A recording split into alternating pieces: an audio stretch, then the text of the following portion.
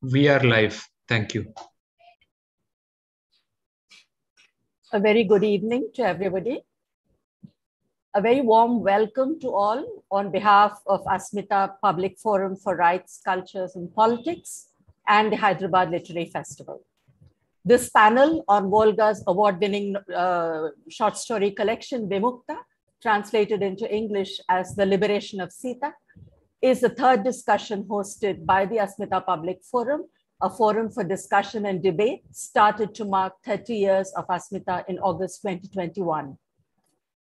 The Asmita Public Forum and Hyderabad Literary Festival dedicate this collaborative event to the luminous memory of our good friend Ajay Gandhi, a personal friend of many of us and co-founder of the Hyderabad Literary Festival, who left us much too early last week.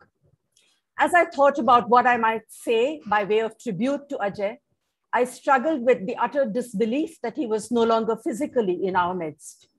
To the audience and participants tuned in today, Ajay Gandhi needs no introduction. A large-hearted, joyful, intense, and engaging presence at every meeting of Manthan and HLF, both of which he co-founded and shepherded in amazing ways. Ajay worked in his inimitable way to make them iconic for the city of Hyderabad, reminiscent of the Buddhist ethos of Maitri, defining the idea of how we may build a vibrant, dialogic, utterly democratic, plural, and convivial brand for the cities we inhabit, and indeed for the country itself, increasingly desolate in the times we live in. In this, he worked with a small team to forge a large and ever-growing constituency for whom these two events were the lungs of the city, that did not admit the toxic air of fundamentalisms, exclusions, and surveillance. We could go to these events, speak our mind, ask our questions, express our dissent and disagreement without fear or the anticipation of trolling or abuse. While he was a very large presence at these meetings, he was self-effacing to a fault, never near a mic except to make the briefest introductions, but always around and attentive to the discussions and to the people gathered there. Have you had a samosa? Why don't you have some more? For me personally, Ajay's absence is a huge void. We have known each other for decades. Asmita has been closely associated with HLF, as have several of us individually. We miss you, Ajay, but this stunning legacy you leave behind is a live and throbbing one that will continue to open pathways for a better present and an even better future. Rest in peace and rest in power. I would like to now invite Professor Vijay Kumar, Director, Hyderabad Literary Festival, to make his opening remarks. Over to you, Vijay.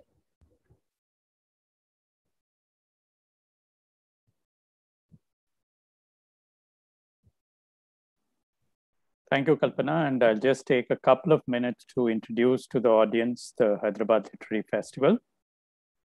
Friends, we are delighted to be collaborating with Asmita this evening, particularly because Kalpana told me that we want to do something in memory of Ajay.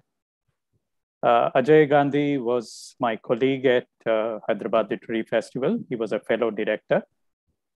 Hyderabad Literary Festival itself started in 2010, and it was started by two of us, me, that is Vijay Kumar, and GSP Rao, Surya Prakash Rao. And 2010 onwards, we have been conducting this festival. We have had 11 editions of the festival so far, and we are gearing up for the 12th edition. This is an annual event that is held every year in the last week of January. And I could say that Hyderabad Literary Festival really scaled up after Ajay joined us in 2014. And we really took and made Hyderabad Literary Festival as one of the best festivals in India today. And Ajay's contribution in making it this kind of a brand image is absolutely indisputable. Hyderabad Literary Festival has a couple of unique features. Every year, we invite one foreign country as a guest nation to showcase its literature, art, and culture. And every year, we also select one Indian language to give a special focus. So we have had several countries from Singapore to Germany to France to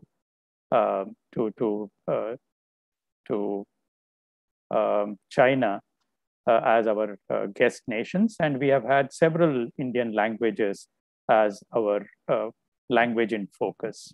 We began with Telugu, then we went on to Urdu, then Hindi, and then Kannada, then Marathi, Gujarati, and so on and so forth. The three core areas of Hyderabad Literary Festival, I want to clarify that although we say it's a literary festival, we actually focus on three core areas. And these are literature, culture, and art. Usually it's a 3-day festival, although we experimented with a 4-day festival and then a 2-day festival, but now it has stabilized as a 3-day festival. And our next edition of the festival will be in the last week of January 2022, 28, 29, 30, 2022. Unfortunately, we had to discontinue the physical festivals in 2020. With 2020, we had our 10th edition. We celebrated our 10th edition, but unfortunately, 2021, we had to do it completely online. And given the uncertainty about the waves of the pandemic, 2022 will also be a digital festival, and we are all looking forward to it. And the 2022 festival will obviously be missing Ajay Gandhi. So this is about Hyderabad Literary Festival. And thank you very much for giving me this opportunity to introduce the HLF to the viewers. Thank you. Friends, we meet today to speak about renowned Telugu writer, poet, translator, and literary critic, Volga's collection of stories, Vimukta, that won the Sahitya Academy Award in 2015, stories which retell the story of Sita. It has been translated into 10 languages: English, Bengali, Marathi, Odia, Tamil, Kannada, Malayalam, Nepali, Hindi, and Konkani.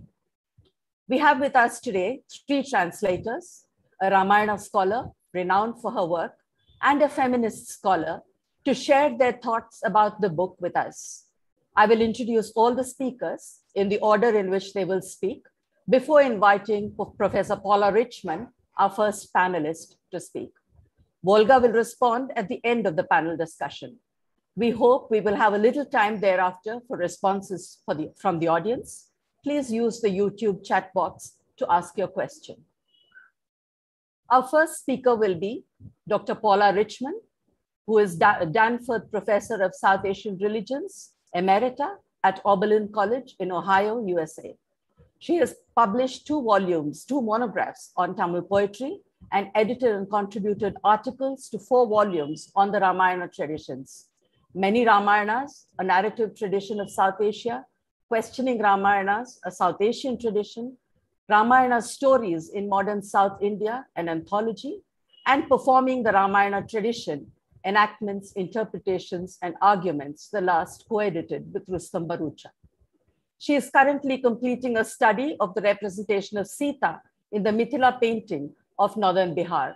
She has lectured at universities in the United States, the United Kingdom, India, Europe, Trinidad, and South Africa, and held research fellowships at the Institute of Advanced Studies, JNU Delhi, and the Center for the Study of World Religions at Harvard University.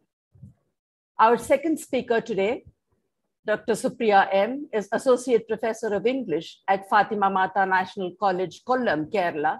She is a Malayalam and English translator and has translated Vimukta into Malayalam. Our third speaker today is Ajay Verma Alluri, a Kannada writer and translator, born in Sindanur in Raichur district in Karnataka. He has so far published Gagana Sindhu, a poetry collection in Kannada, Diana Mara, Alejandra Pijanik's Spanish poetry in Kannada translation, Kalala Kanniti Pata, Vibha's poetry in Telugu translation, Volga's Vimukta, Nalkane Yekare, Sri Ramana's novella in Kannada translation. He has received the Dara Bendre Poetry Award, the Anna Crew Short Story Prize, the Prahalada Agasangatte Award, and the Kuvempu Bhasha Bharati Award for his works. Ajay Verma Alluri is currently pursuing his MA in Comparative Literature from the University of Hyderabad. Our fourth speaker today, Dr. T. Vijay Kumar, who just introduced the Hyderabad Literary Festival to us, is Professor of English at the Osmania University, Hyderabad. Among his publications are English and Other International Languages, Globalization, Australian Asian Perspectives, and Focus India, Post-Colonial Narratives of the Nation. He is translated into English with C. Vijay, The Liberation of Sita by Volga and Kanya Sulkam, an early 20th century classic by Gurjada Venkatappa Rao. He is a TEDx speaker and a founder editor of News India, the literary e-journal. Our last speaker today, Professor U. Vindhya, is a former professor of psychology and deputy director of the Tata Institute of Social Sciences, Hyderabad campus. Her research concerns are located in the broader field of gender studies in the interface of psychology and feminism, focusing on gender-based violence, women's mental health, and the psychology of women's political activism. Her publications include the co-edited Handbook of International Perspectives on Feminism, Psychology, Women, Culture, and Rights, which won the 2012 Distinguished Publication Award from the Association for Women in Psychology. She has been a visiting professor in the University of Gothenburg, Sweden, and a recipient of the Fulbright Visiting Lecturer Fellowship in the USA, the South Asian Visiting Scholarship at Oxford University, and the Visiting Lecturer Fellowship at Yorgos Lorand University, Hungary. She was past president of the National Academy of Psychology and was among the first women in the civil liberties movement in India to frame domestic violence and violence against women as a civil liberties issue.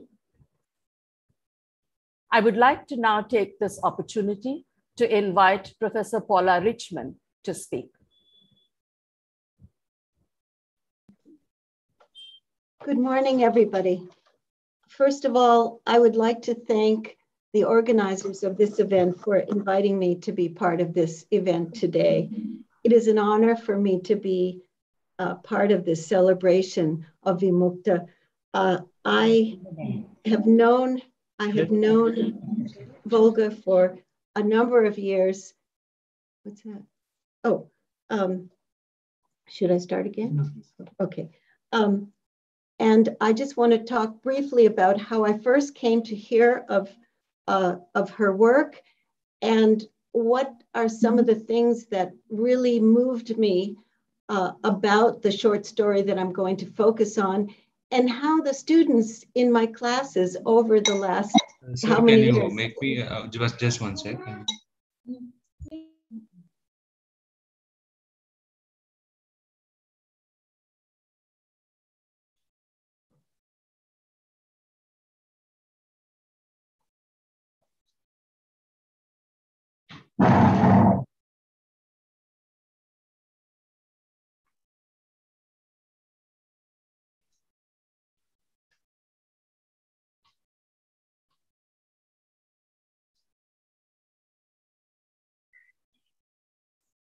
Okay, now it says mute. Okay, should I start again? Yeah, go ahead. Can you hear me? Yeah, we can hear you. Paula, you can actually take off from where you left. Okay, to be part of this celebration of the liberation of Sita. I also want to express my gratitude to all of the speakers who have managed to be part of this program today at a time when, as we know, technological glitches can sometimes be challenging. I first came to know Volga through Krishna Rao Madipatti in the Department of Radiation and Oncology at Wayne State University in Detroit, Michigan. This gentleman, a very well-known and talented doctor, was also the founder of the Detroit Literary Club in Michigan, which was founded in 1998. And he had just read Volga's short story, Samagamanam, The Reunion, in the Sunday magazine of Andhra Jyoti in 2003.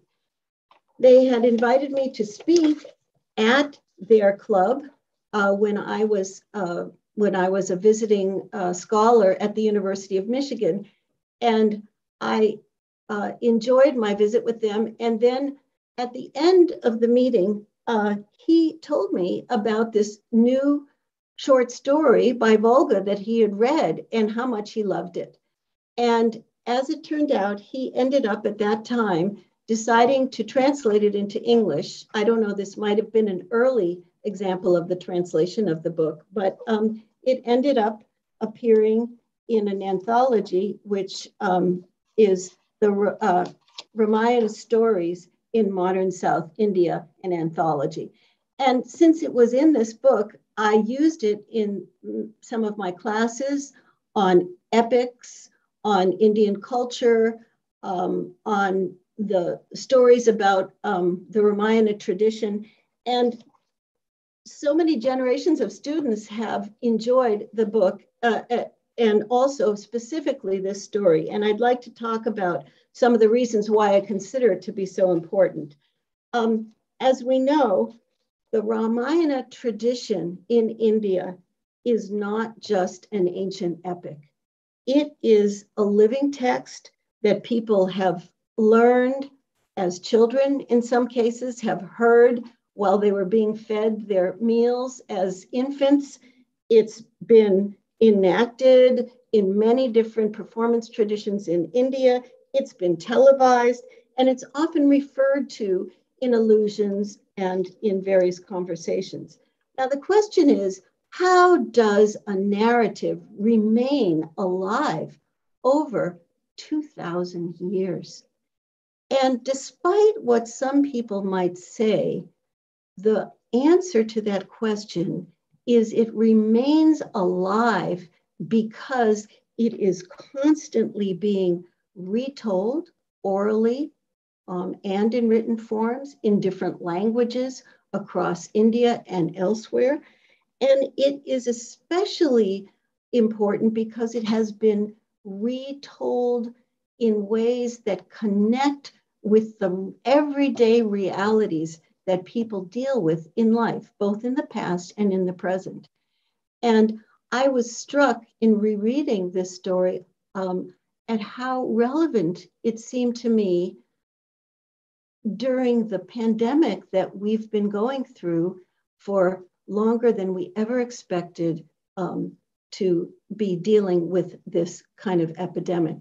And I want to talk a little bit about why I think that it has many things for us to ponder today, and also why I think that retelling the Ramayana epic is an important thing to do if we really want to see social change around us. Now, one of the things that, when I talked to Volga, one of the things that she emphasized to me is that she was in the process of rethinking not just the Ramayana, but both epics. And she had done lyrics for some ballet performances in 2004 in honor of Women's Day. And she was doing that clearly with a very conscious kind of literary purpose in mind. And that was because Sita has been held up as an exemplar for women in different parts of India over time.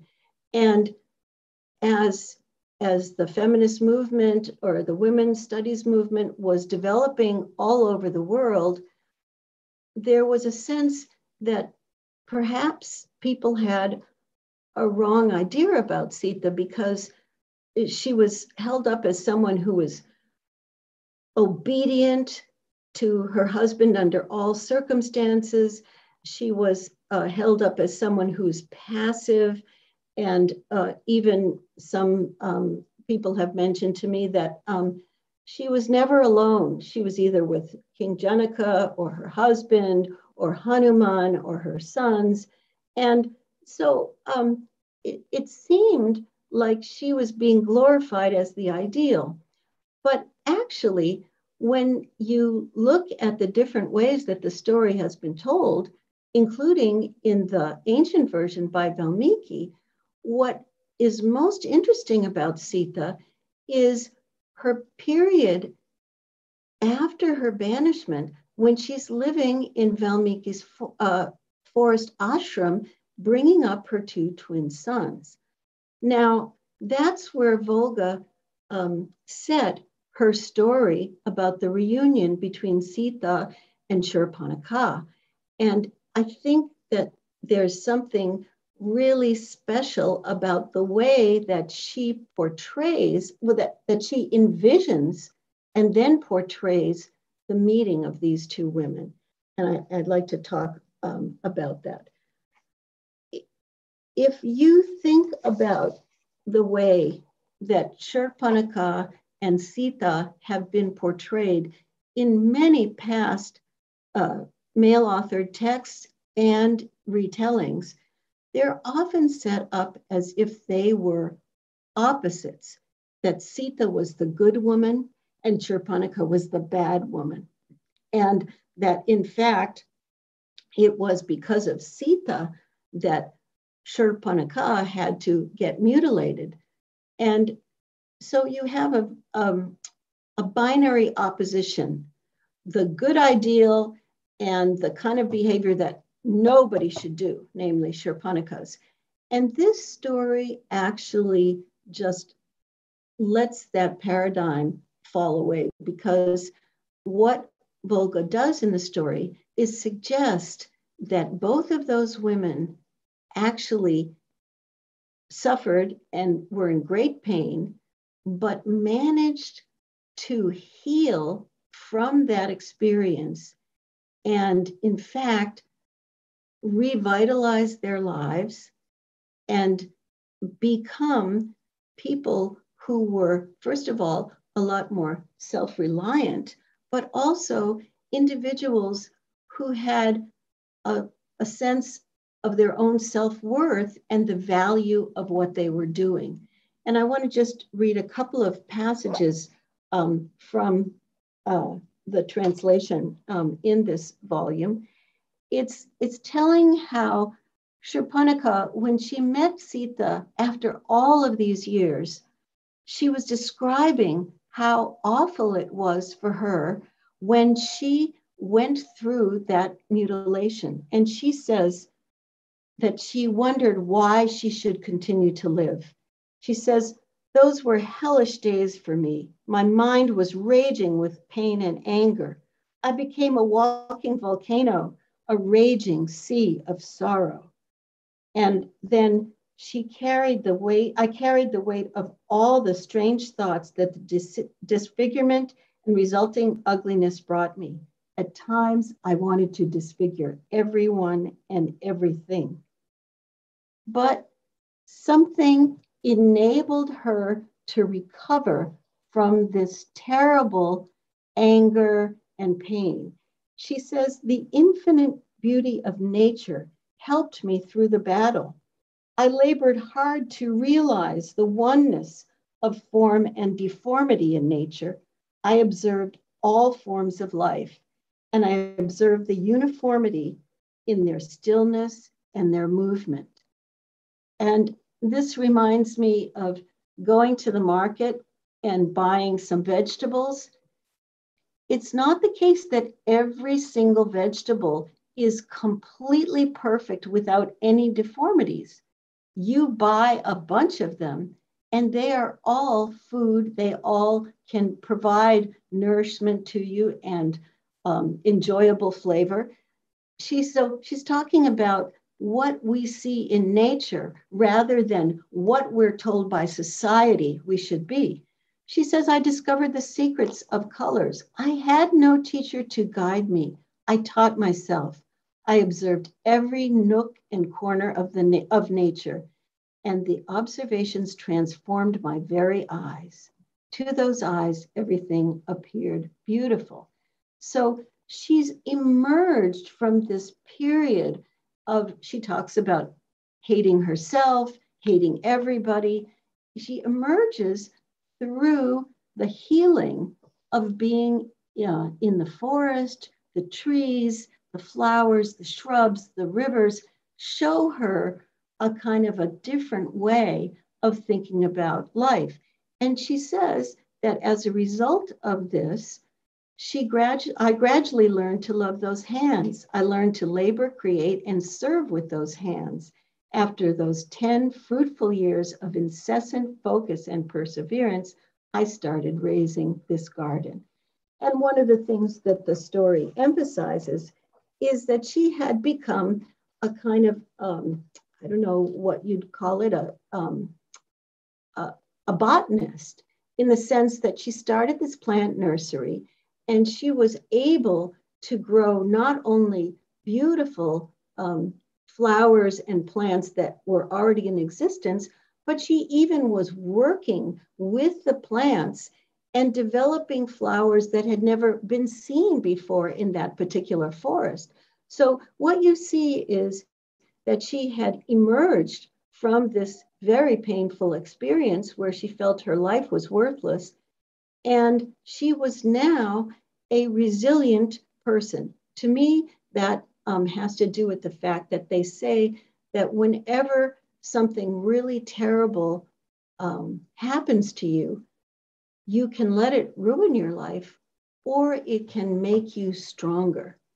And in this story, we see how her work with the plants has actually given a new focus to her life. And this notion to me seemed quite liberatory in the sense of the liberation of Sita, but also liberatory in the sense that she could be a model for other women who had suffered some terrible things. We know in everyday life, there are things that happen to women that are devastating, and that happen to men that are devastating. The point is to somehow find a way to regain your sense of creativity, of purpose, of being able to continue your life and have it be meaningful. And I think, especially in this story, you begin to think of what Sita had to go through in her own life. She was abducted. She was in captivity. She was banished from the kingdom. And she had to give birth to her children alone, or sometimes it said with the help of several female ascetics, alone in the forest, and give birth to twins, which is often a birth that's complicated. So what happened next? She was cut off from her former life, and she entered Valmiki's ashram, and she built a new life. The visual images that I'm finding in artworks about her life in the forest envision her as a self-reliant and a person who can trust her own instincts, and having recovered from her past experiences, have a very clear focus in life. She wants to raise her twin sons, and she wants to be sure that even though they've been banished and they're living not in the kingdom in a luxurious palace, but in an ashram where they're surrounded by ascetics who are cultivating detachment from the dualities of life. There, she can raise her sons in a way that will equip them for what they will need to do later in life. They are princes. One of the paintings, Mithila paintings that I've studied recently, actually shows Sita teaching her sons archery in the ashram, while Valmiki is watching nearby and then meditating next to them. And I think that's a very striking and beautiful image of Sita, who has a clear sense of purpose in her life and is not destroyed by things that would have been very difficult to cope with if we were in her position. So to me, this story has a special power. It's hopeful. It's not in any way minimizing the suffering that she's gone through or that the two women have gone through. Instead, it's showing that despite the things that happen to us in life, we can, in fact, move on and find a way of having and living a purposeful life. So I basically feel that every woman student of mine that has read this story, and some of the men who've read this story, have actually seen the story not just as about Sita, but as a kind of a guide to how to make the most of your life. And I just want to say in closing that I very much enjoyed all the time I got to spend with Volga over the years, and also that I very much enjoyed attending the Hyderabad Literary Festival. And to me, Hyderabad seems like a place with a very vibrant culture of literature and also performance. And I'm very grateful to everybody there who has helped me as I've been involved in my Ramayana studies. Thank you very much. Thank you very much, Paula, for that very illuminating talk. The Sita Surpanaka story is also one of my favorites.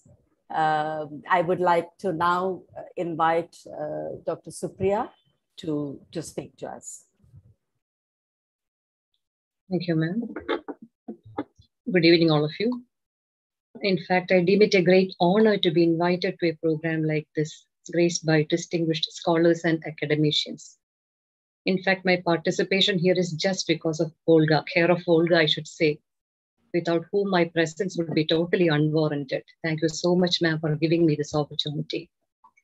When I was asked by Dr. G.S. Jayashree, former head of the Department of the University of Kerala, Department of English, to translate Liberation of Sita, I happily took it up as just another assignment.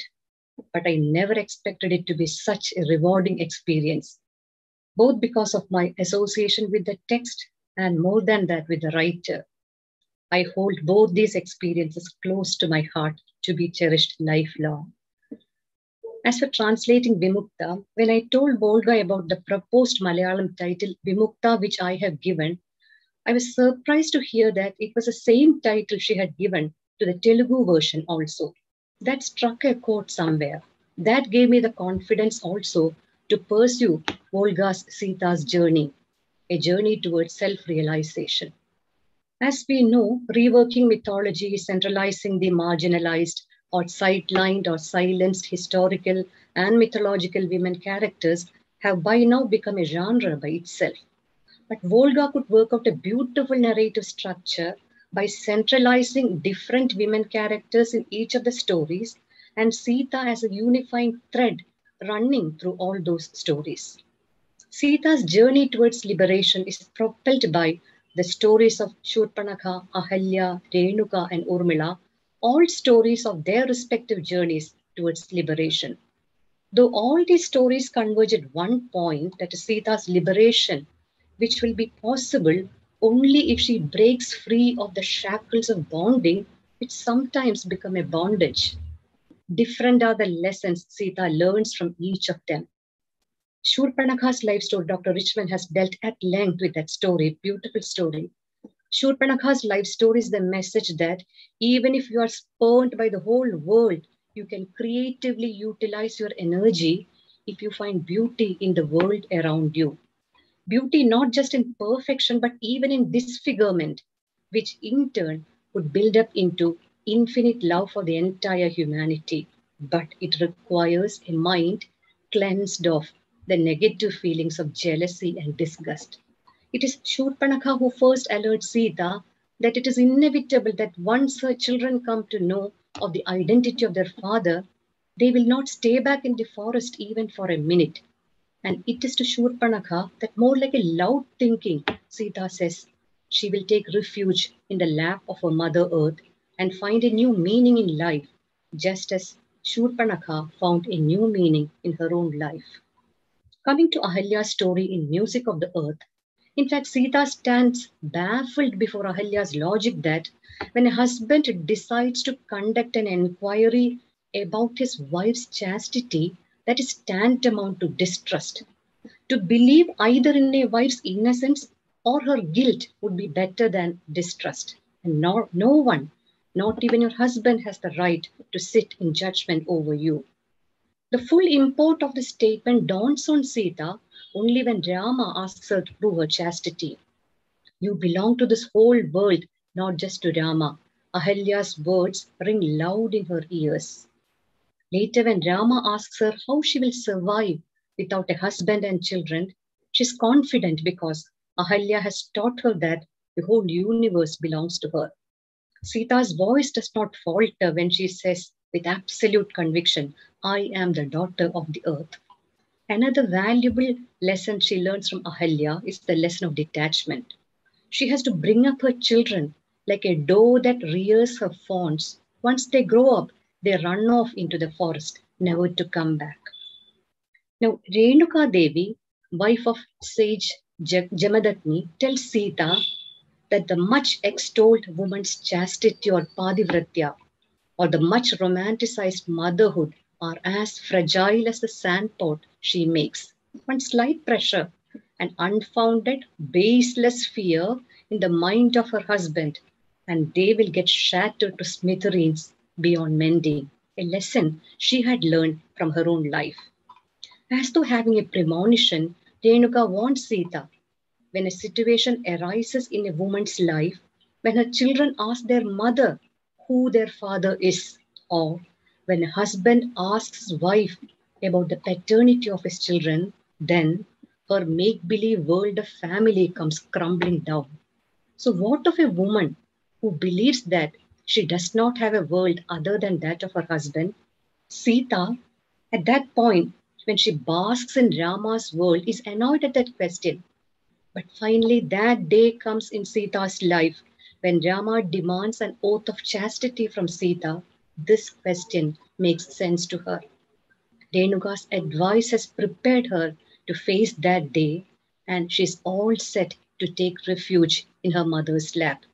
But what is unsettling about this story is the conclusion Volga gives, is the resentment in the minds of Leva and Kusha that if only their mother had come to the court and proved her innocence as their father desired. The one point in the story when I too got baffled. Now coming to Urmila's story, for Urmila, 14 years of bereavement from her husband Lakshman has been a journey, a quest for truth. She receded into solitude in which she could converse with herself. She warned Sita, if she comes across the kind of trial Urmila had undergone, never permit situation to overpower her or fill her with anger or hatred. Once you gain control over your emotions, you will belong to yourself. You will be yourself. Still, when news of Ashwamedha reaches Sita, she struggles to control her rising mixed emotions. Volga puts it thus, the sorrow that came out of the joy of loving Rama, this ambiguity of emotions. But finally she wins, so much so that when Valmiki returns from Ashwamedha, she did not even remember to ask Valmiki about the Yajamanan's wife, nor is her equanimity shaken on hearing Rama's demand for another ordeal to prove her chastity. As one by one, the links of the fetters of love come loose, Sita enjoys the serenity of liberation and is all set to return to her mother's lap. Volga beautifully, powerfully brings out the agony of Sita before she reaches this state of mind. Sita even feels that the fire ordeal was nothing compared to the agony to liberate herself from her immense love for Rama. Volga Sita, who finds liberation from all worldly ties, becomes a prototype of all women who feel shackled and stifled in the familial ties when she's denied a space of her own. The liberation of the title gets an entirely new dimension in the final story, Shackled, which presents the predicament of Rama caught between his royal dharma and human dharma, for whom liberation will remain a distant dream.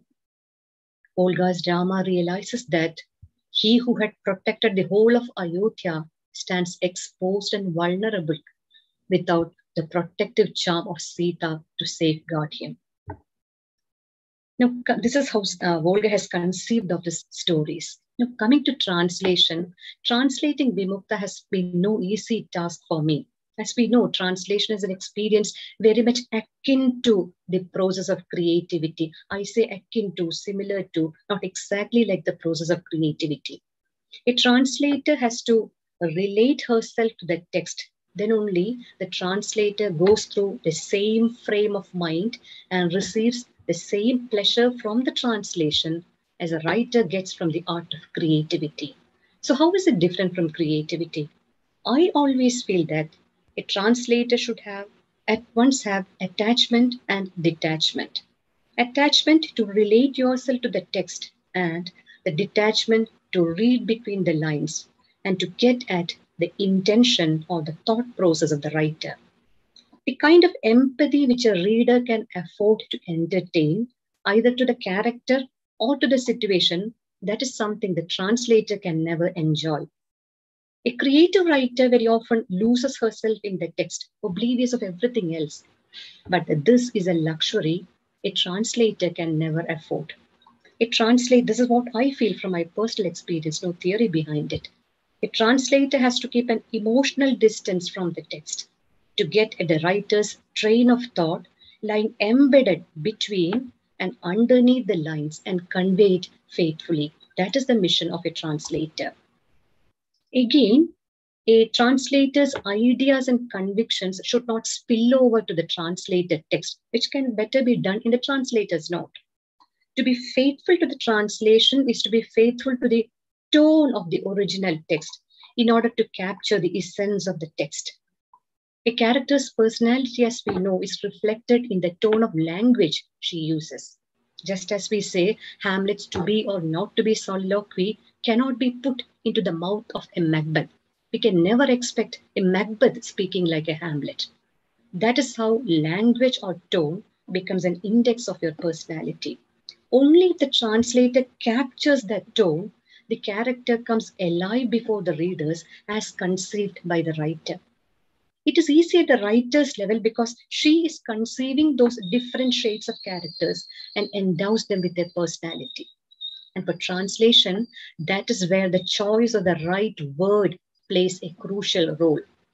A corresponding lexical word in the target language, a nearly equivalent synonym, very often fails you. An English-Malayalam dictionary hardly serves the purpose. Maybe you have to score a thesaurus or a Shabdatharavali to get at that apt word. Then only the tone or nuances of meaning or underlying layers of meaning in the original word can be captured. Until you get at that right word, it will nag you no ends.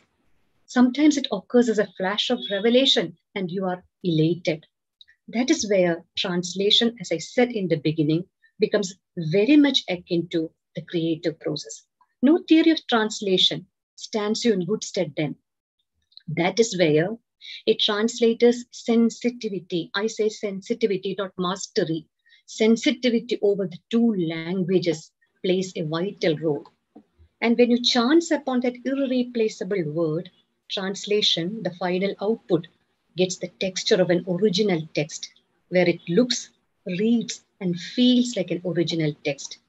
You never for once feel that you are reading a translation, and in rare instances, translation even excels the original text. So even when we say that literature defies all linguistic barriers, literature can survive only within the framework of a language. Another challenge of translation is that the translator should be wary that her style of writing has not found its way into the translated text. A reader should never feel a translator's hand at work when she reads the translation, or that it is a translation at all, but that it has been originally conceived in the language in which you are reading the text. It is in this translator's absence, or I would say a camouflaged presence behind the writer, that the success of a translator lies. After reading Vimukta in Malayalam, it should feel as though Volga has written the text in Malayalam. Volga, Sita, and other characters are originally conceived as speaking in Malayalam.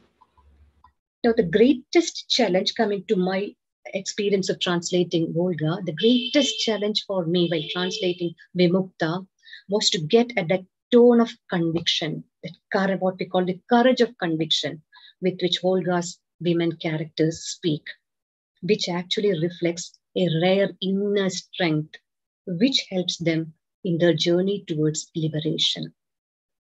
My task as a translator was to convey that calm inner strength, which is only palpable, I don't know how to put it across, that calm inner strength, which is encoded in their words of worldly wisdom to Sita, which in turn, these words in turn would infuse Sita with the same strength, which in its turn should be felt by the readers. This is the process of translation. Then only I will be faithful to the original. Volga's characters have attained that liberation with malice towards. That is the beauty of the work. In Vimukta, there is no clarion call or battle cry for liberation, but only, this is what something I have written in Malayalam in the preface, but only the reverberations of Shanti Mantra obtained through self-knowledge, which no extraneous factor can undermine. Sita has attained what you call the Miltonic expression, calm of mind, all passion spent, a tranquility which leaves the readers in the same frame of mind. Maybe it is more than liberation, it is a moksha or salvation for Sita. I hope in my translation, in fact, I put my heart and soul into the work. I couldn't do it otherwise. I hope that in my translation, I could capture that same intensity which I felt when I read the text. My only deep regret is that I couldn't read the original Telugu version. I always kept on wondering how it would have read in Volga's tongue. Before the book was handed over for publication, I asked one of my teachers, Dr. Sridevi, she's a professor of Malayalam, to share her reading experience. And the first thing she told me was that she wanted to meet Volga. That was a moment of gratification for me, because that indeed was my mission when I undertook this project, to introduce Volga to the Malayali readers. From the responses I got, I hope my text, if I can claim, you tend to be possessive sometimes. And this text, which is though twice removed from reality, has done full justice to Volga. I conclude my words thanking Volga for giving me this platform to share my thoughts on Volga, a text which will not leave the readers that easily. Thank you for giving me a patient listening. Thank you so much. Thank you very much, Dr. Supriya. I think the way in which you threaded all the stories together into a larger understanding of the way in which immersion is essential to translation is something that I really, I have myself experienced, but with nonfiction. but also, I mean, the kind of immersive experience that literature itself enables. It was very gratifying for me to hear a translator speak of immersion as of the layers of immersion that are essential to an effective translation. I would like to now invite Ajay Varma Aduri, the translator into Kannada, to speak. Yeah. Am I audible? Yeah, you're audible, Ajay. Yeah, okay, thank you, ma'am. First of all, I thank Kalpana Kannabiran Garu for kindly introducing me. And I really feel this as my privilege to be among you all today.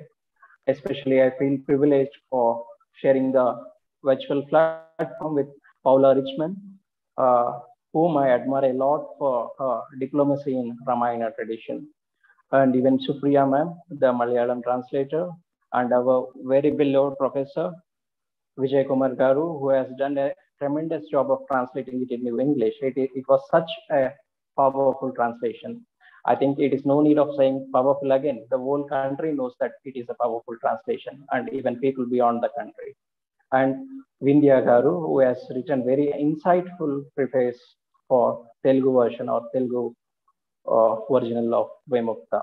And I feel it is worth mentioning that I feel privileged to speak among you all today. Yeah, as you know, I translated Vimukta into Kannada from Telugu itself, directly from Telugu being my mother tongue.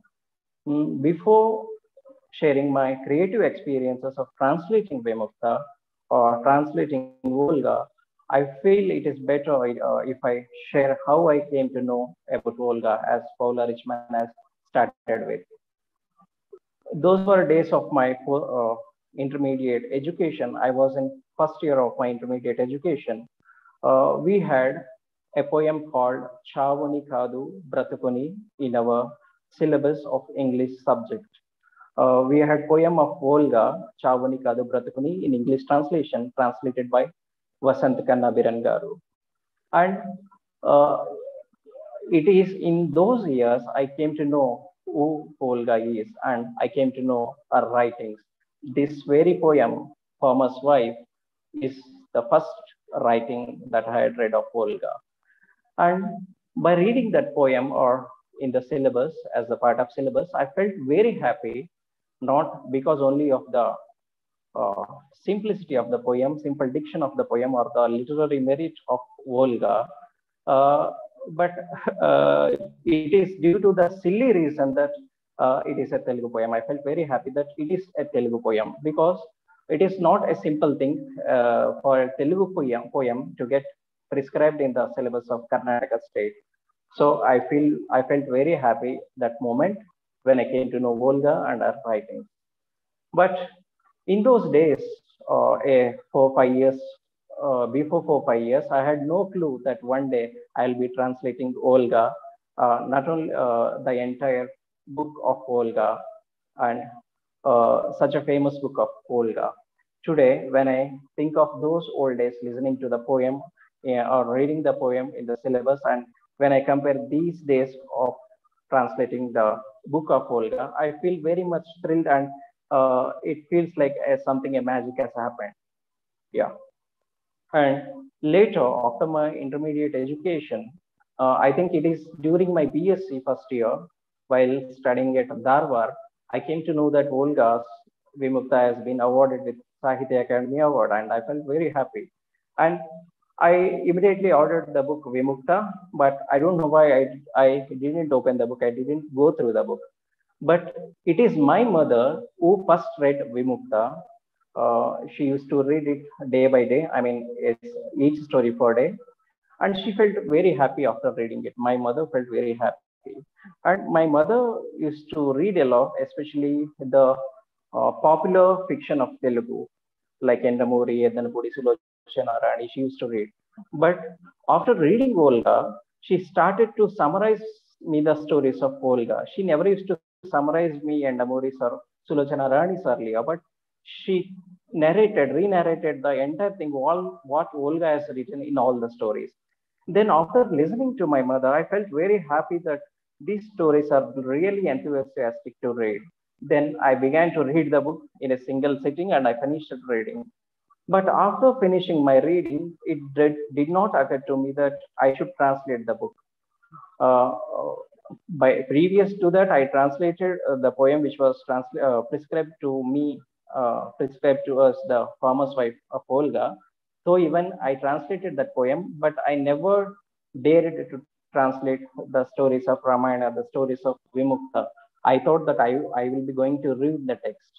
I never thought of translating them, but I thought a time should come to translate them. But few years later, I think 2 years later, in 2018 or so, a bilingual Kannada writer, about Kannada and Telugu writer, Sir Raghunatha, he took up a project from the government of Karnataka in translating 30 selected short stories from Telugu. And he has assigned me 5 stories of Telugu to translate into Kannada. I was given 5 stories to translate. Out of the 5 stories, one of the stories is of Volga, and the story is Mrinmayanadam. In English, it is Music of the Earth.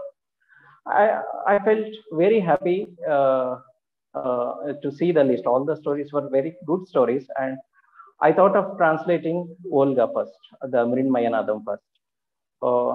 I thought that now it is time to translate, and now I can try at least to translate it.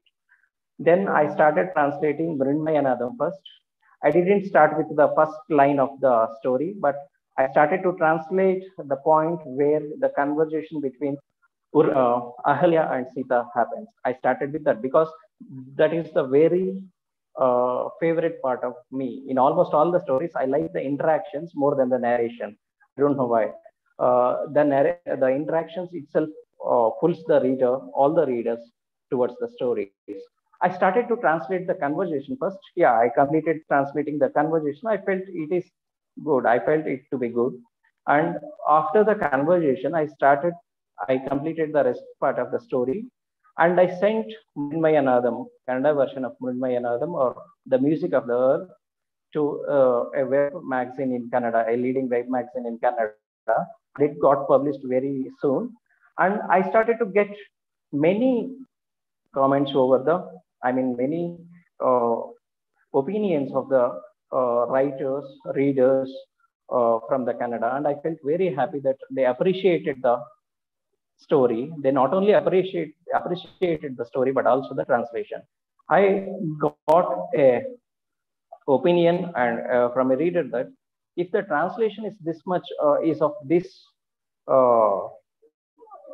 if the translation is of this kind, how good the original might be. They exclaimed that how might the original might be. So I thought that it will be good to translate all the other stories of Ramayana. I mean, the Ramayana, what Volga has created.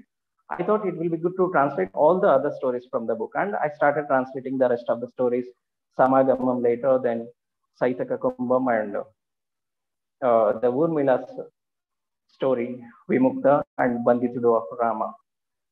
After, within few months, I completed translating all the stories. Then I got a suggestion from Volga, why don't you translate the story of Mandodari, a story which narrates the tale of Mandodari. It is called Ashokam. So I already read the story of Ashokam, what Volga has written, and I thought it will be better to include the Ashokam story, the story of Mandodari in the collection, and I included the story as well. So this translation of mine was published in 2019, November, and it stood as one of the best sellers in Karnataka in that year. I feel very happy for that. This is all about the translation. I didn't add anything about my experiences in translating it, but rather how it is received in Kannada arena. Beyond that, to say something about the book in original as well, I feel the book as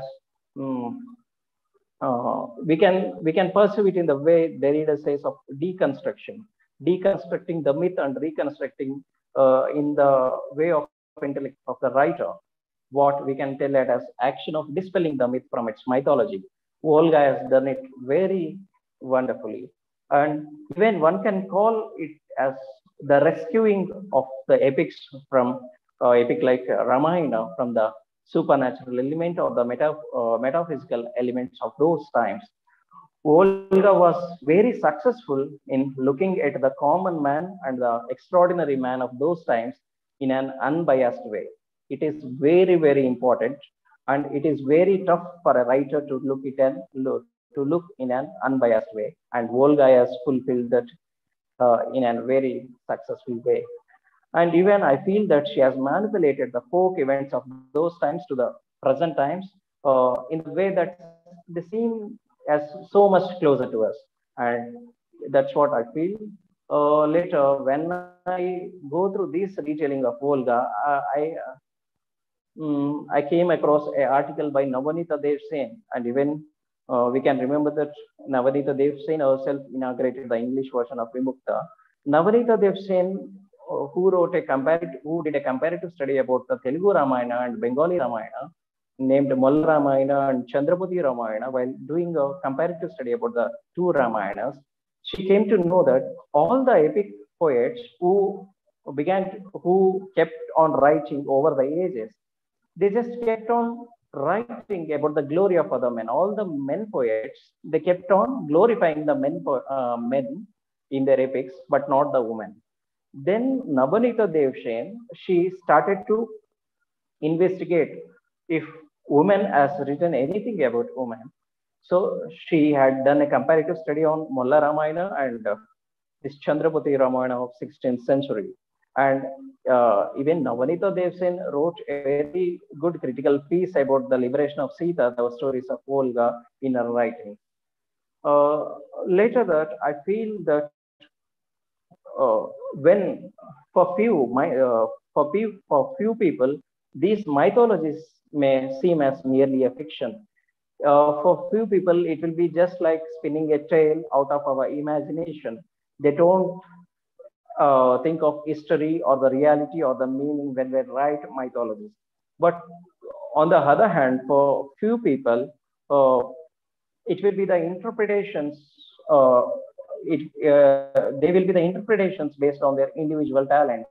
They start thinking about the history and the form, content, and progressivism in their writings. This is where Volga belongs to.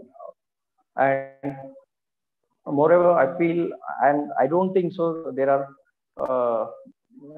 there is much to talk about the book. I mean, the original or the Kannada as well. And I want to read something about from the Kannada version so that you people may feel the flavor of the Kannada version. And as Paula Richman quoted a lot from the Surpanika story, the story of Samagamam, the reunion, I want to read few lines from my translation of Samagamam, if you allow.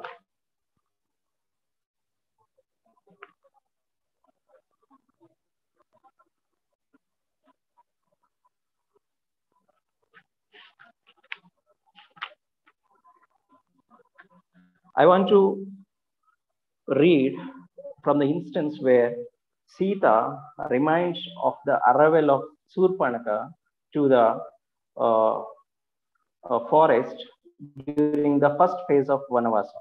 Surpanaka comes to meet Rama, and many days later, when Sita reminds the arrival of Surpanaka in this way. Here you go with the Kannada version of it. ಎಷ್ಟು ಮನೋಹರವಾಗಿ ನಡೆದು ಬಂದಿದ್ದಳು ಶೂರ್ಪಣಖಿ, ತಲೆಯಲ್ಲಿ ಬಿಳಿ ಮಲ್ಲಿಗೆ, ಕೊರಳಲ್ಲಿ ಹಳದಿ ಕಣಗಿಲೆ ಹಾರ, ಕೈಗಳಿಗೆ ನೀಲಾಂಬರದ ಹೂಮಾಲೆ, ನಡೆದಾಡುವ ಹೂಬಳ್ಳಿಯಂತೆ ಬಂದಿದ್ದಳು. ತನ್ನ ಚಿನ್ನದೊಡವೆಗಳತ್ತ ವಿಚಿತ್ರವಾಗಿ ನೋಡಿದಳು. ಪರಿಮಳವಿಲ್ಲದ ಕೋಮಲವಲ್ಲದ ಈ ಭಾರವನ್ನೇಕೆ ಹೋರುತ್ತಿರುವೆ ಎಂಬಂತೆಯೇ ನೋಡಿದಳು. ತನ್ನನ್ನು ನೋಡಿದಳು ಅಷ್ಟೇ, ಮಾತನಾಡಿಸಲಿಲ್ಲ. ಸರಸರನೆ ರಾಮನ ಬಳಿಗೆ ಹೋದಳು. ತಾನು ಅವರ ಮಾತಿನ ಮೇಲೆ ಲಕ್ಷ್ಯವಿಟ್ಟೇ ಬೇರಾವುದೋ ಕೆಲಸದಲ್ಲಿ ತೊಡಗಿದ್ದಳು. ಅಷ್ಟೇ ಕೆಲ ಹೊತ್ತಿನಲ್ಲೇ ಆಶ್ರಮದಲ್ಲಿ ರಕ್ತಪಾತ. ಒಂದು ಹೆಣ್ಣಿನ ಹೃದಯ ವಿದ್ರಾವಕ ರೋದನ. ಅದೆಷ್ಟು ಶಪಿಸಿರಬೇಕು ಆ ಕೃತ್ಯಕ್ಕೆ. ಆ ಶಾಪದಿಂದ ತಾನಿನ್ನೂ ಬಿಡಿಸಿಕೊಂಡಂತಿಲ್ಲ.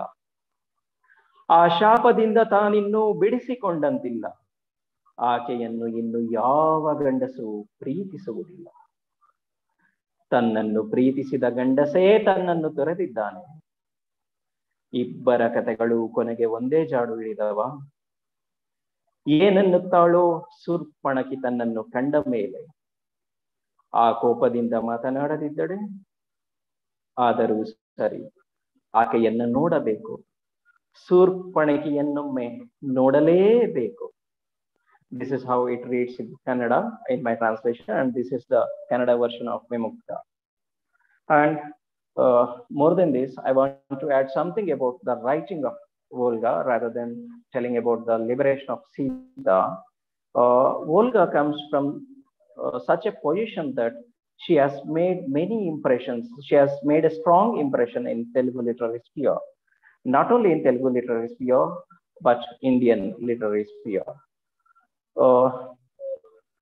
Volga stands in such a height in Kannada, where Indira Goswami stands in Assami, where Amrita Pritam shares that position in Punjabi, where Mahashweta Devi or Ashapurna Devi shares the position in Bengali, where Ismat Shukta stands in Urdu. Volga stands in the same position in Telugu, where Pratibha Rai stands in Odia, where Vaidehi and Veena Shanteshwar stands in Kannada, and yeah, even in many languages, where Kundanika Kapadia stands in Gujarati. Volga had reached that stage by through her writings, and especially this work, The Liberation of Sita, has made not only a Telugu writer, but a pan-Indian writer. As Arish Trivedi says always, there will be some writers in almost all languages. They won't restrict themselves to the linguistic boundaries, linguistic spaces they are writing in, but they often transcend to the spaces of other literary canons. Volga transcended to the literary spaces of other languages, where we now call her as a pan-Indian writer. Even not only a pan-Indian writer, Volga has the stage of becoming an world writer. That's what I feel by reading the writings of Volga and being a strong great admirer of Volga. And rather than that, if I want to add the reception of Vimukta in Kannada, Vimukta stands in very great comparisons to the existing retellings of Ramayana in Kannada. In Kannada, there is also a culture of retelling the myths, the Ramayana and Mahabharata.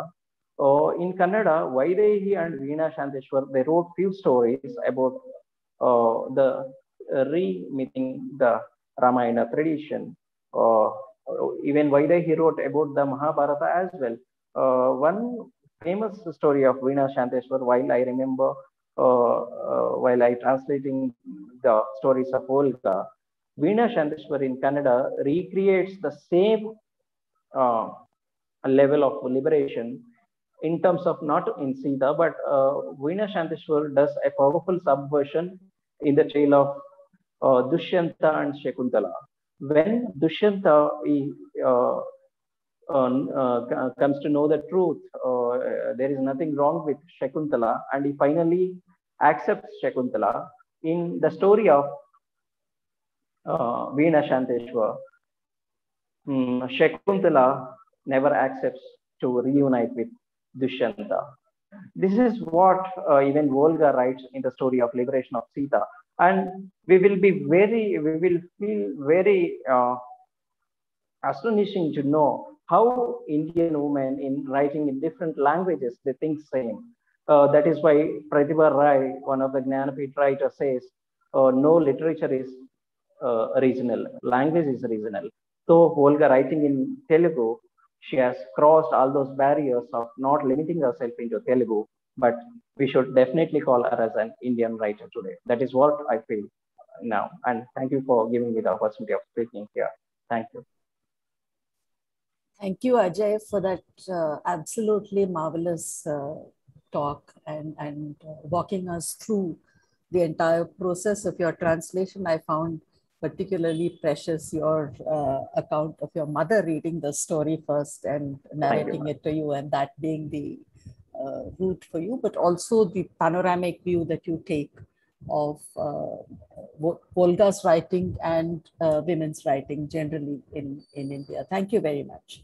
I would like to now invite Dr. Vijay Kumar to speak. Yeah, thank you, Kalpana. It's very difficult now to speak and say anything different from what other speakers have already mentioned. Since I think everybody's talking about how it all began, let me take a couple of minutes to talk about the origin of the English translation. This was actually a translation that my colleague Vijay started. Vijay and I earlier translated in Gurujada, and but this is a translation that Vijay started. I think sometime, I don't remember now when, 2013 or so. But as misfortune would have it, she passed away suddenly. And she, of course, since we worked earlier together and we worked in the same place, she used to constantly ask me for my opinion, or how does it sound, and where she's getting stuck, and so on and so forth.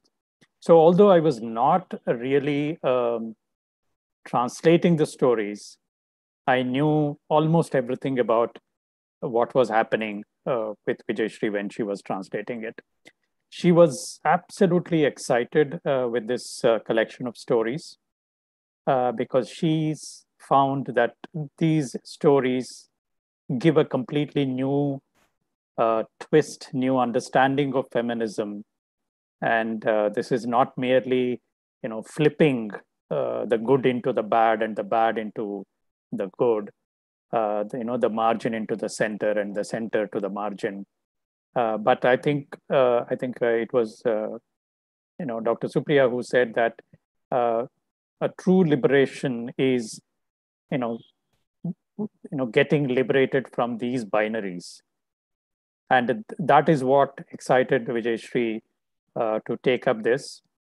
So when she passed away in 2013, I thought the best way I could pay my respect to her memory was to complete her incomplete translation. And the translations were not complete. There were bits and pieces of each story, and wherever she got stuck, she left it there and took up something else. So, and her translations were all spread over different computers. Some of them were in her home computer, some of them were in her laptop, and some of them were on her office desktop. So there were all bits and pieces and different. So it was almost, it took me nearly, I would say, more than 6 months to actually retrieve all these incomplete stories. And of course, these were all first drafts, and she had actually no time to fine tune them. So they were all rough drafts lying all around. So it took me a long time to actually get them together.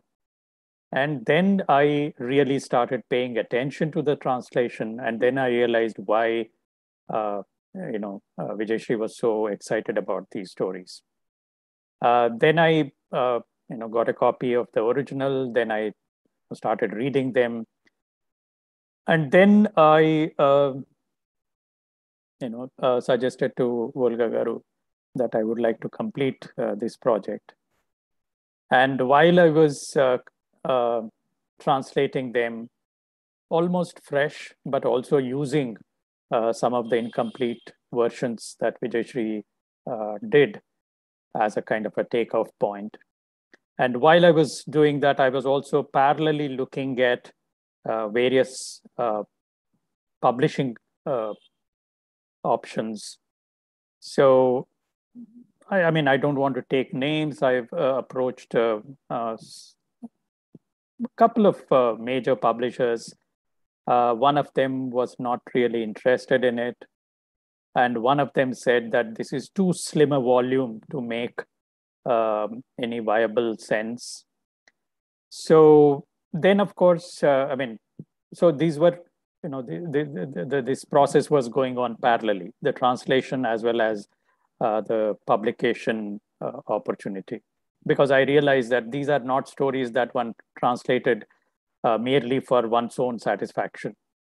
And our experience with the translation of Kanya Shulkam has been that unless it's a mainstream publisher with a very solid distribution network, the entire effort of translating would be not, I mean, it's not useless because it might give you a lot of personal satisfaction, but the purpose will not be served unless it is really a mainstream.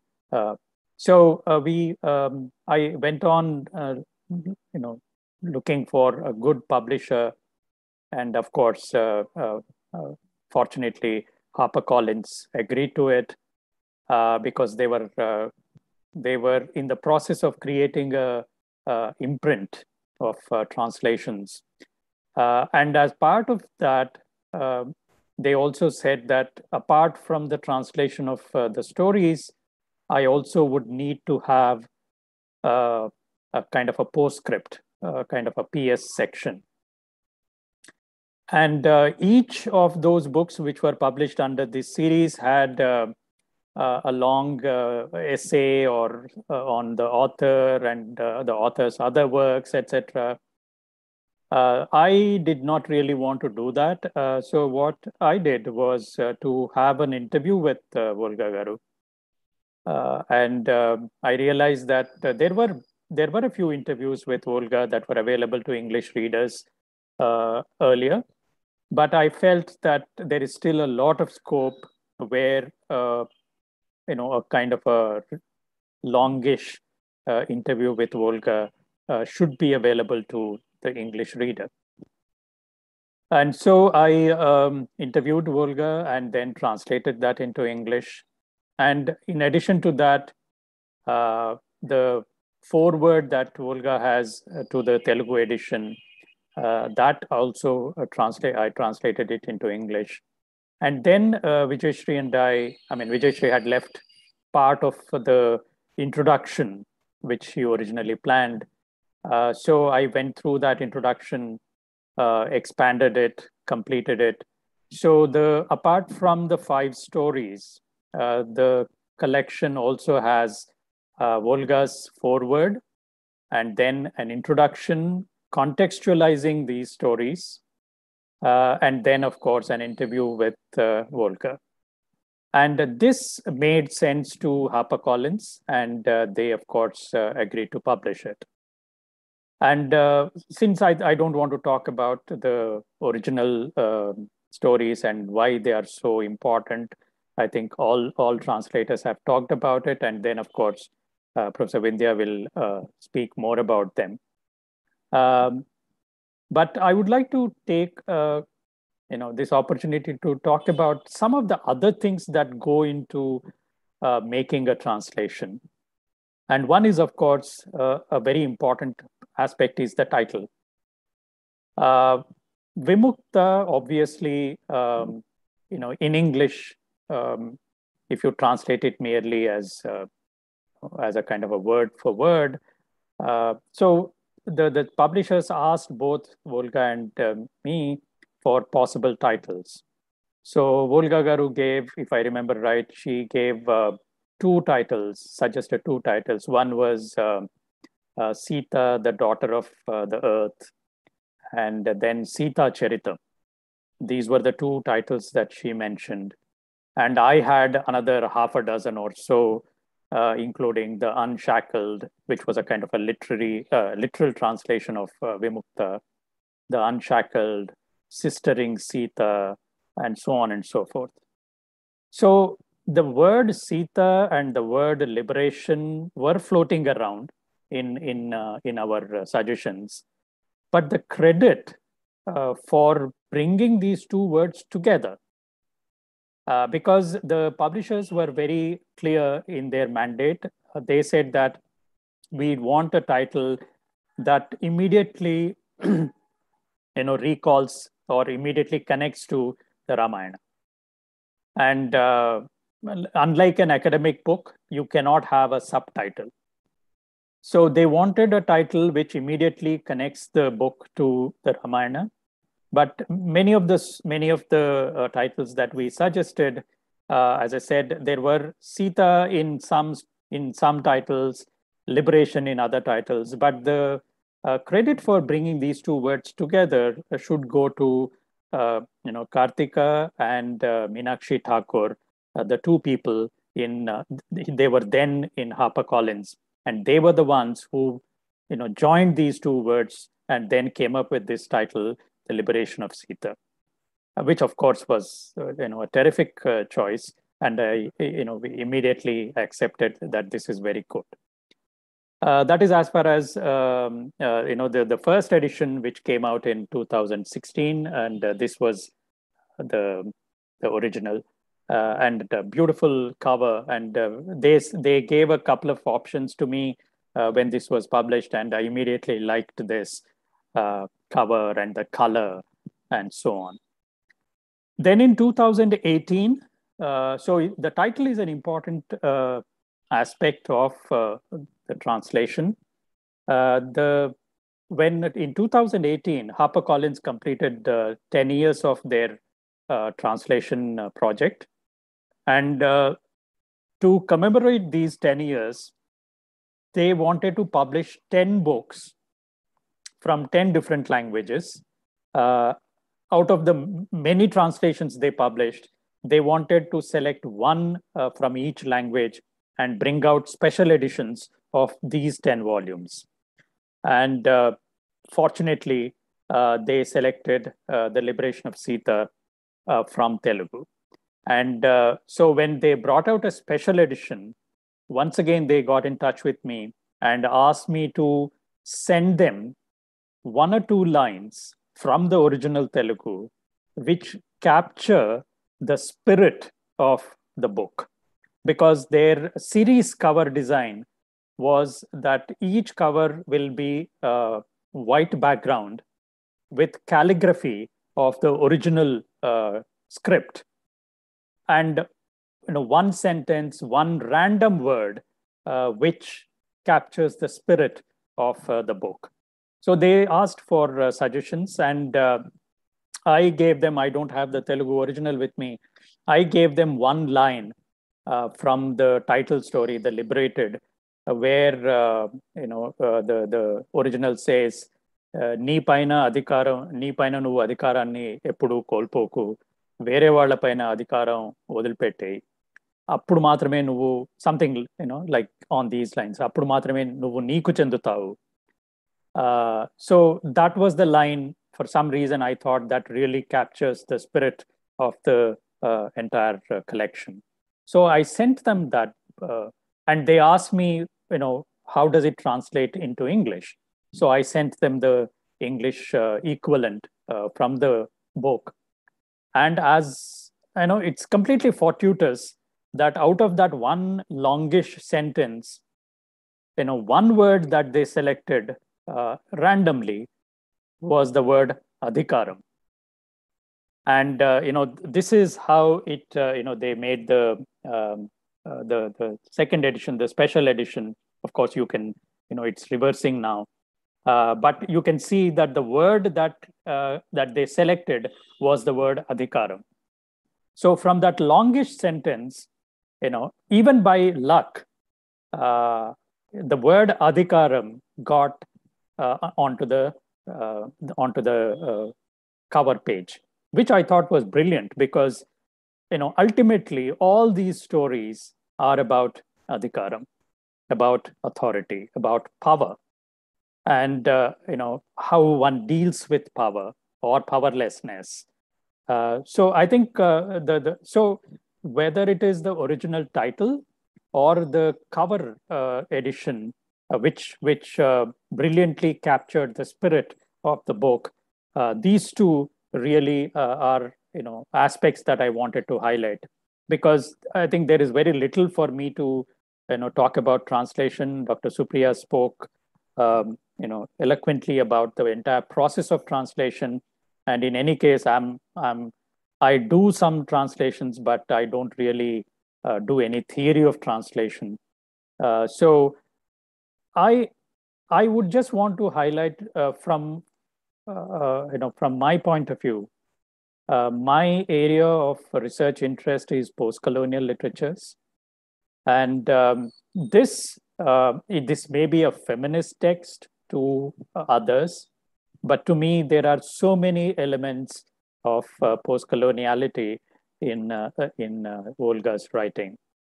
And once I was asked to speak about this to research students at University of Hyderabad, and that is when I actually sat down to think what really attracts me to these stories.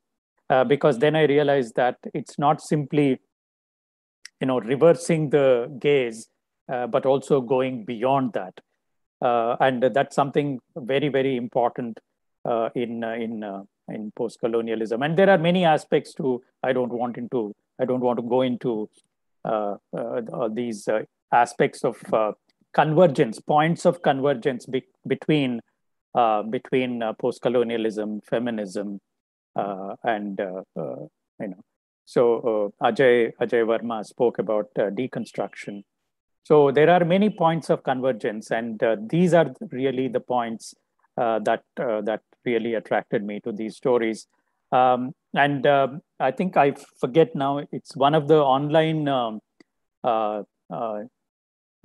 journals. I think it was Wire or Scroll.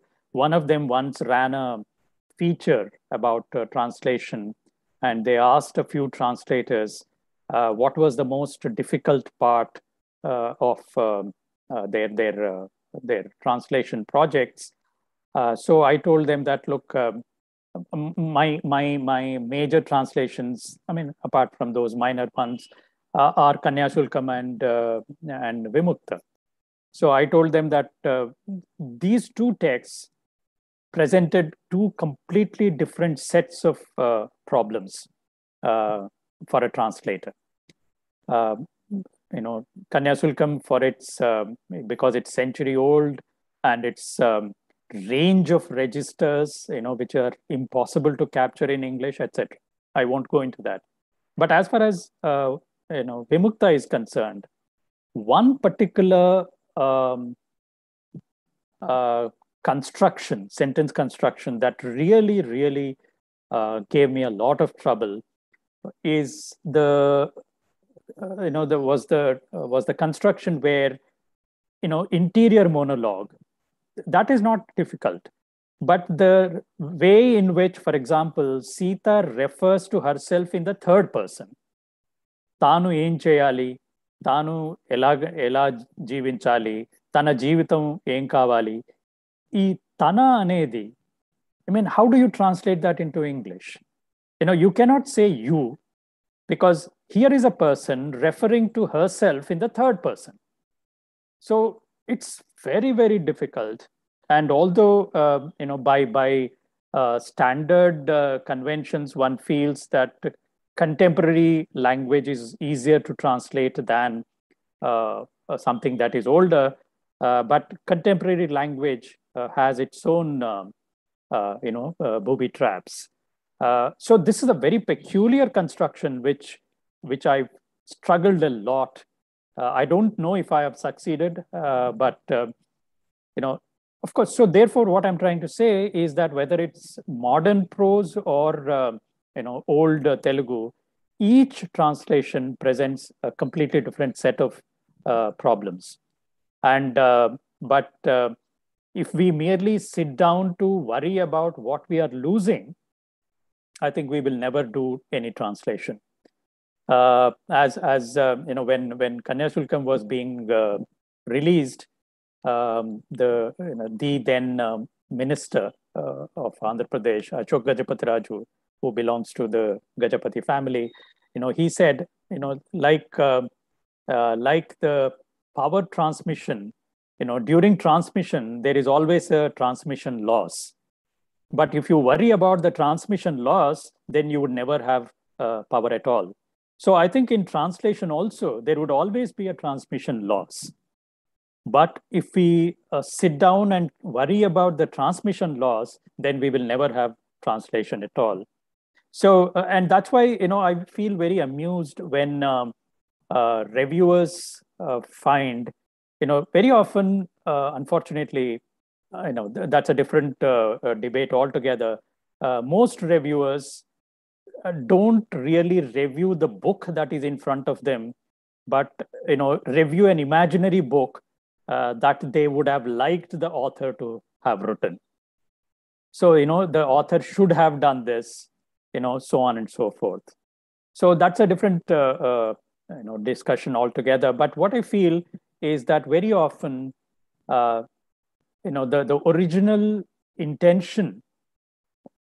Just to give you one example, one of the early reviews of the liberation of Sita said something to this effect that the translation does not,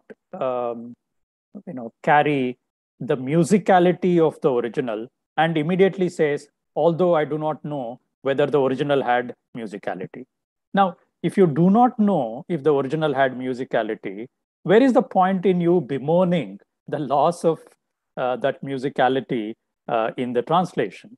So the point is, I think translation is something, you are damned if you do and damned if you don't. And we have had this experience with Kanyashulkam.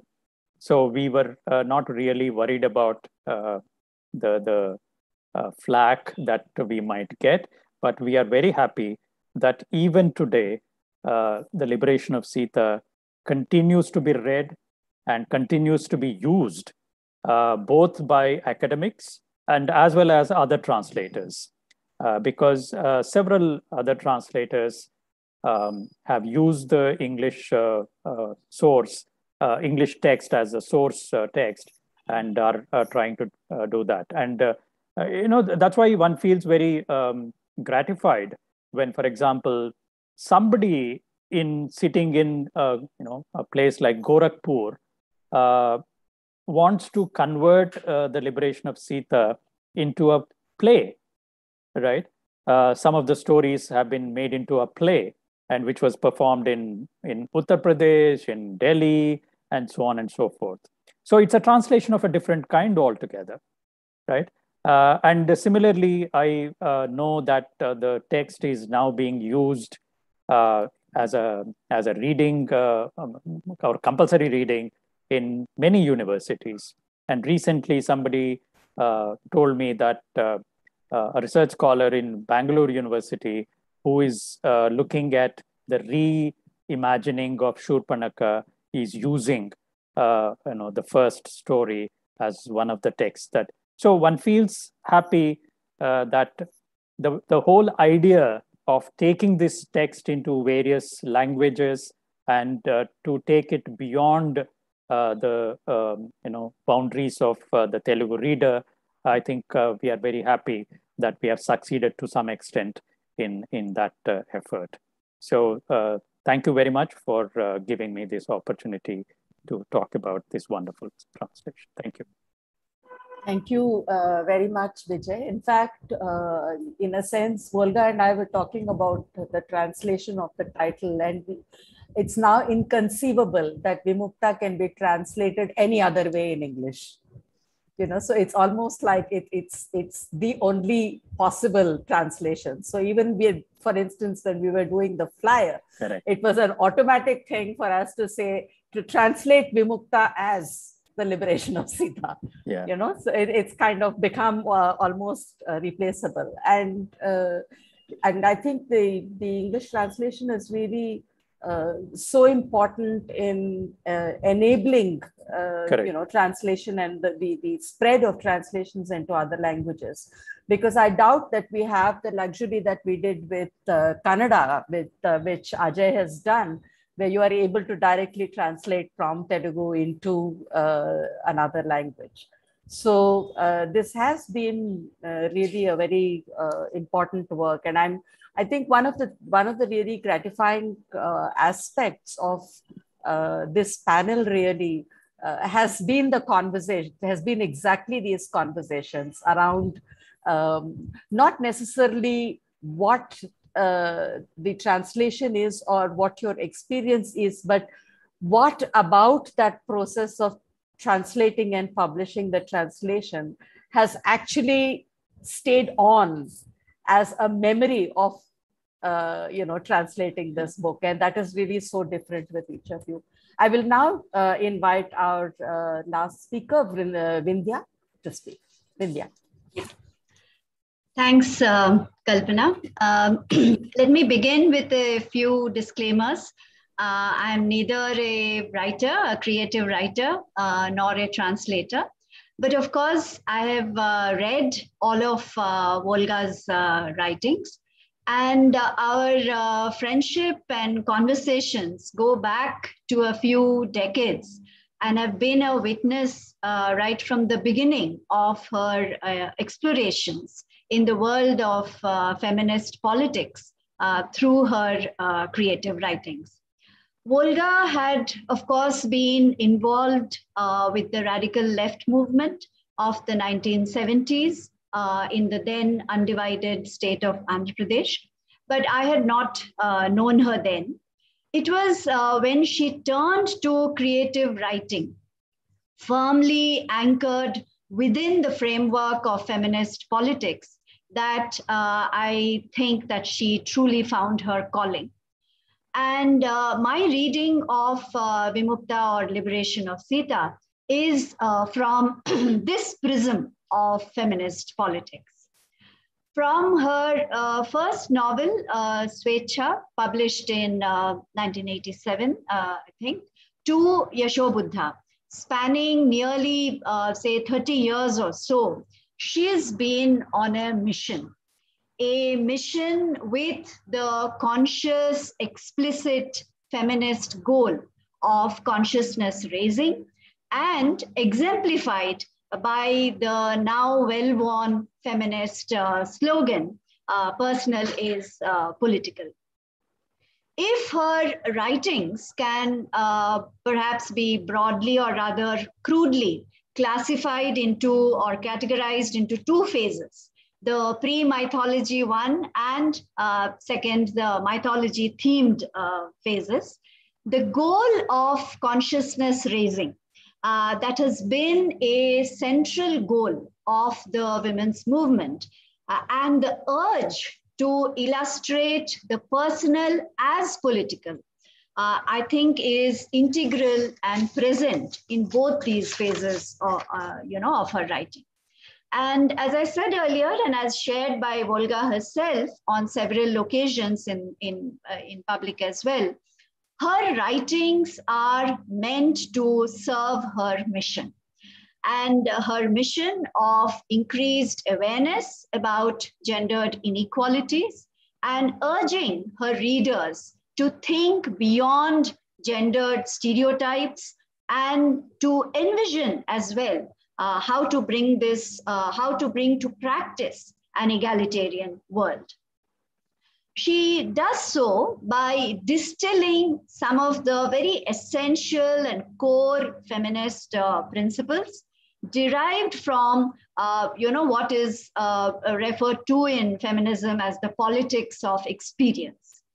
And in the 5 stories in Liberation of Sita, she underscores the need for self-discovery and self-realization, as some of the other speakers have referred to, through critical questioning of her own self, of others, as well as of social structures, the emphasis on autonomy of decision-making and taking charge of one's own life, the invoking of feminist solidarity and strength of collective action, a critique of the double standards of sexual morality, as well as a critique of the ideology of motherhood, and in fact, a refashioning of motherhood based, of course, on principles of love and care, but also based on letting go of your children.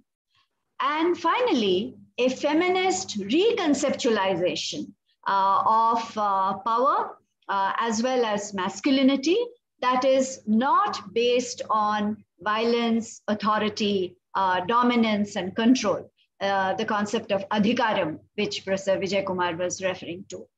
So each of these 5 stories is actually an illustration of these core feminist principles.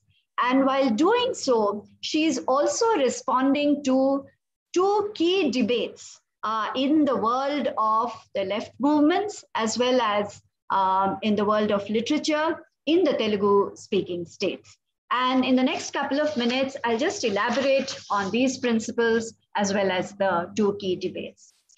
When she began writing, and especially in Svecha and Prayogam and so on, that is in the pre-mythology phase, she was probably taking on the mainstream as well as the radical left movement for their primacy of economic determinism and for ignoring or overlooking questions of gender. And as those who were involved in the rough and tumble of, of the left movement in the 1970s and 80s know, although, the dominant perception, particularly in the 70s and 80s, was that though committed to gender equality in principle, the left movement perhaps felt that a focus on gender-specific issues acted as some kind of a diversion from the central concern of class exploitation and class struggle as the prime mover of history. And to imagine that there might be subjectivities present other than those of class was actually to transcend the laws of historical materialism. So it was believed. And it was, as many of us are aware, it was the feminist movement, along with, of course, the anti-caste and anti-race movements in the West, that generated pressure on the left movement to pay attention to issues that had thus far been beyond the ken of left politics. Furthermore, the feminist insistence on subjective knowledge, as I said, the feminist insistence on the politics of experience derived from people's exploration of their own lives posed a challenge to leftist practice. Further, the feminist advocacy of self-realization and self-definition was seen as conflicting with the ethic of selflessness and collective commitment emphasized in the left tradition. So briefly, this was the stuff of several debates back then, and Volga entered these debates frontally through her creative writings and showed actually how social structures, no matter how compelling, act through individual subjectivities. Of course, the acknowledgement of the insidious effects of patriarchy on women's self-definition by the left movement in subsequent years, especially in the Telugu-speaking world, I feel owes a great deal to the significant role played by Volga's writings. Now, in Vimukta, Volga highlights this individual journey of self-realization and self-definition by tracing the growth of Sita, beginning with her passive acceptance of her life and acceptance of her sheltered existence, And in this growth of Sita, Volga actually presents a model or template of what we in feminist psychology refer to as feminist identity development. And it is through the character of Sita that Volga actually demonstrates the process of self-questioning, questioning of others, as well as of social structures, and would like the reader to do the same.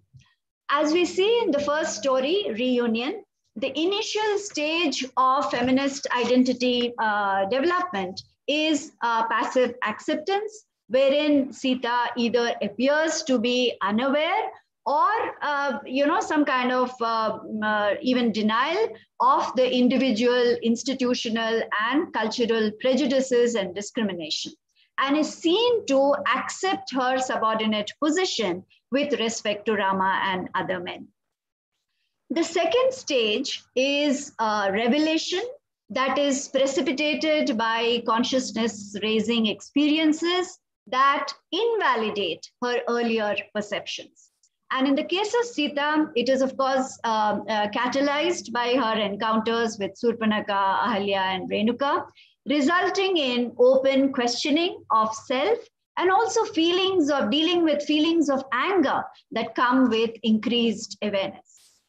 In the story Music of the Earth, my own personal favorite, Ahalya's counsel to Sita, when she says to her, you belong to this whole world, not just to Rama. And further, when she says, try to understand who you are and what the goal of your life is. I feel here the revelation stage gives way to a higher stage characterized by connectedness with the larger world beyond the confines of domesticity, children, and the private realm, as well as the affirmation, and strengthening of a new identity. So it is this journey of self-discovery that Volga urges her readers to embark on. In fact, the first 4 stories, except for the final one, the first 4 stories speak of Sita's evolution from this young, starry-eyed woman, happy to be in love, to a woman through her own lived experiences, questioning herself and her beliefs, and growing and transforming towards an elevated perspective on her own identity, on her relationships, on her roles and purpose in life, which are, I feel, not just feminist questions, but also deeply philosophical ones. So it is in this quest of self-journey or self-discovery or self-realization. The catalyst, of course, as I said earlier, is her encounters with other women and the unsettling and destabilizing influence of the questions these encounters raise for Sita. And in the course of this journey, the other women characters, especially Ahalya and Renuka, represent the feminist assertion of agency. Ahalya's character, for instance, takes on the double standards of sexual morality, but as we see, she is not one to take things lying down. And her enigmatic quip to Sita's statement, after all, you did not know that he was not your husband, to which Ahalya replies, do you know whether I knew this or not? Does anyone know?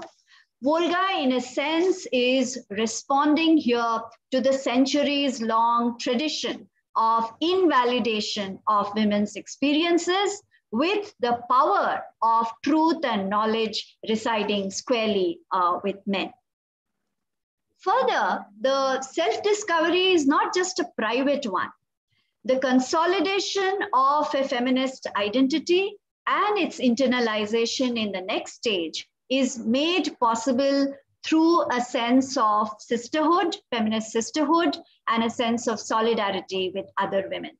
And this is where Volga tries to drive home, another central objective of her mission, which is the salience of feminist solidarity and commitment to a broader social change.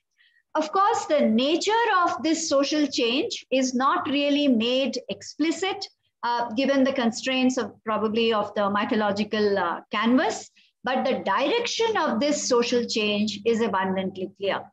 It is towards creating a future, a world in which ability to transcend traditional sex roles, both for women as well as for men. It's not just limited to women.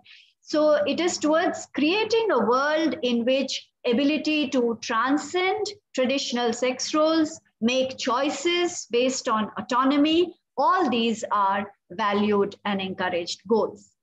And the pursuit of these goals by women, by all these women, unified by a common oppression, may appear problematic to the present generation of feminists and those in the anti-caste movements as well, who would rather use the approach of intersectionality that seeks to recognize not only that there are multiple and intersecting grounds of marginalization, such as caste, class, religion, etc., besides gender, but also that the specific experience of oppression and discrimination is different for different social groups.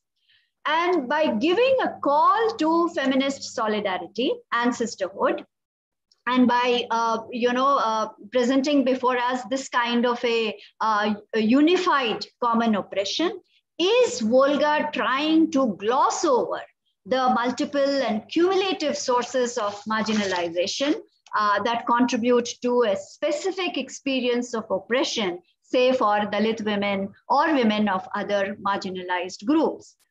My own response to this question would be that no. I think she's certainly mindful of the relationships of power and its varied manifestations across social groups. Take, for instance, the way the difference in the experience of suffering and distress that she portrays in Sita and Surpanaka, who obviously belong to different social groups. But the point I would like to emphasize here or make here is that perhaps Volga's turn to mythology-based themes coincided with the emerging debate on representation and who can speak for whom, and challenges to the social location of upper caste feminists or Savarna feminists, as they say now. And I feel that as a product of the urban autonomous feminism of the 1970s that led to what was then simply called women's movement, Volga perhaps felt obliged not to keep silent and respond to this debate. And I feel respond she did with aplomb. I've never really asked her whether she took a deliberate decision, to this turn to mythology. But certainly, I feel this turn to retelling of mythology provided her with the platform, free from the shackles of being obliged or being, defensive about one's own social location. For Volga's voice is one that yearns to be free to express what is so clearly dear to her heart, which is to bring home to her readers the emancipatory vision of feminism. And by turning to a retelling of, mythology, she perhaps wanted to ensure that she is not trapped by the politics of location and by the politics of representation. And finally, coming to the final story in the volume, The Shackled, I think here Volga is trying to convey a very powerful message about the havoc that masculinity wreaks on men as well. For the story is not just about Rama's, distress about being separated from Sita and so on, but significantly, at least I felt that it was more significantly about the distress from the burden of carrying on the tradition of Arya Dharma, governance of the state, that is so clearly based on the brutalities of violence and war. But more importantly, it is also based, governance of the state is based on hegemonic masculinist notions of culture of son preference, patrilineal succession, and sexual control of women to institutionalize both caste purity as well as gender hierarchy. So the story, therefore, in my view, the shackled, the last story, in my view, is about the pitfalls of this socially constructed masculinity, and the message she probably wants to give her to her readers, to her male readers, is that they have nothing to lose but the chains of the socially imposed and maybe even self-imposed notions of masculinity. And it is only by breaking free of the chains of masculinity that perhaps men too can participate in the dismantling of patriarchy and contribute towards an alternative vision and structure of egalitarian relations. And I also feel that although equality is such a, of course, a well-worn slogan now, the real challenge is how to translate equality, particularly in interpersonal relations, into everyday life practice. And this is the challenge today. And despite, of course, acknowledgement and some recognition of the rights-based discourse and rights of not only women, but of all other historically marginalized communities, a major barrier continues to be the contradiction or the gap between the democratic political system on the one hand, exemplified by our constitution and so on, and on the other hand, by the hierarchical social order characterized by innumerable hierarchies of caste, class, religion, etc. And which continue to govern our social life. And a second obstacle is the growing mismatch between women's and men's roles that we see today. While women, by women I refer to women of several social groups, while women are aspiring to transcend the deeply entrenched socially constructed roles of caregiver and nurturer and build their own identities, men don't seem to be going beyond the traditional given roles of provider and protector. And the apprehensions about their own limited roles, as well as the unease and anxiety about, and not able to comprehend women's growth I think these anxieties and apprehensions are not only translating into tighter links between masculine control and dominance, but to a backlash of increasing sexual violence against women, particularly that we see today. So it is in this context that the last story, Shackled, resonates with a compelling need to break away, from the shackles of masculine dominance and chart new and, democratic ways of being. So lastly, I would like to say that while her stories generate a deep sense of, a deep disquiet and even anger, but her stories do not generate hate. And given the current climate of hate and intolerance that we see all around us, her vision of egalitarianism, mutuality, reciprocity, and compassion, I think, are like a soothing balm and give us, tremendous hope and cheer. So I'd like to stop here. Thanks to the organizers, Asmita and Hyderabad Literary Festival, for giving me this opportunity. To Volga, no thanks, because our friendship has been always based on no expectations. Here's wishing you lots more productive and fulfilling times ahead. Thank you.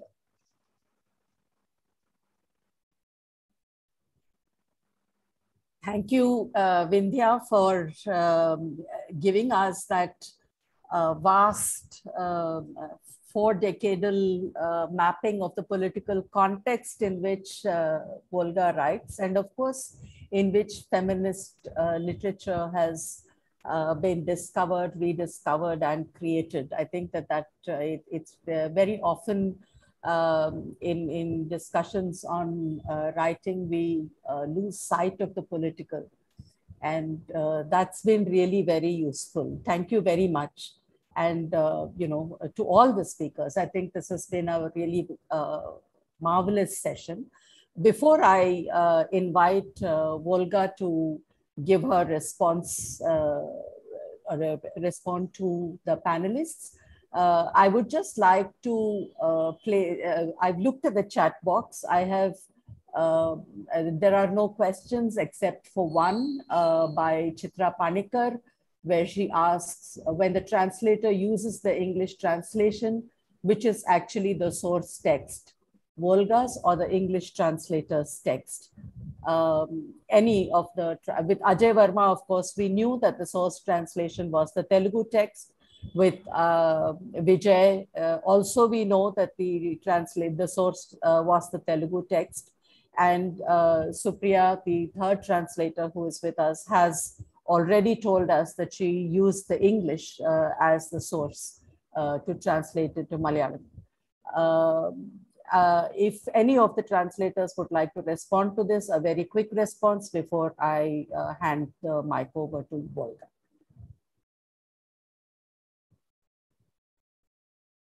I think Dr. Supriya would be the right person to answer that. Yes, I was relying entirely on the English version because I had no access to the Telugu version.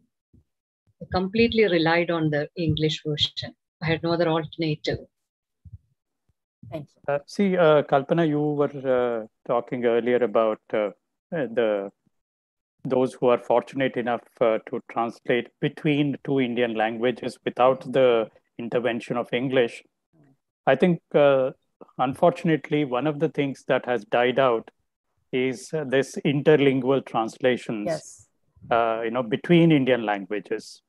We have heard about Telugu translators translating directly from Bangla. All of Sharat Chandra, all of Bankim, was translated directly from Bangla. I mean, these days you rarely find that kind of translation unless, you have few like Ajay, for example, or we had Bhargavi Rao who translated from Kannada into Telugu directly because Kannada was her mother tongue, and then Telugu was where. So there are, except those, I think, languages which are proximate to each other, geographically perhaps. Other than that, even those things have disappeared. So willy-nilly, whether you like it or not, whether you, how much you hate English as a hegemonic language, that really becomes a kind of a bridge between languages. So I think this is a very important, and what we lose from it, what we gain from it, is an entirely different debate. Because obviously, as everybody knows, the relationship between Indian languages and English is not a mutually respectful one. There is a hierarchical relationship between them, and one can't ignore that. And yet there is no other choice. So yeah, so that's a very interesting topic to discuss completely. Absolutely. Would any of the other panelists want to make, Ajay, you have anything to say before I hand over the mic to Volga?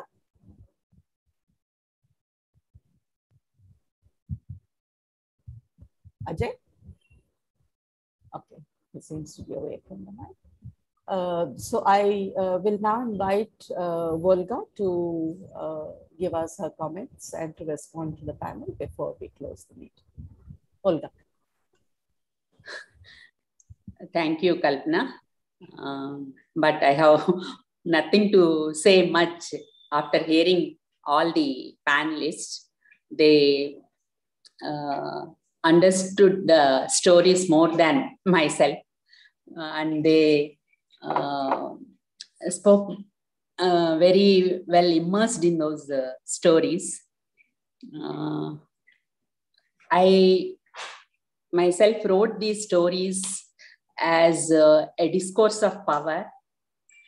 And while writing these stories as discourse of power, I'm very much aware, and I never forget the power of discourse.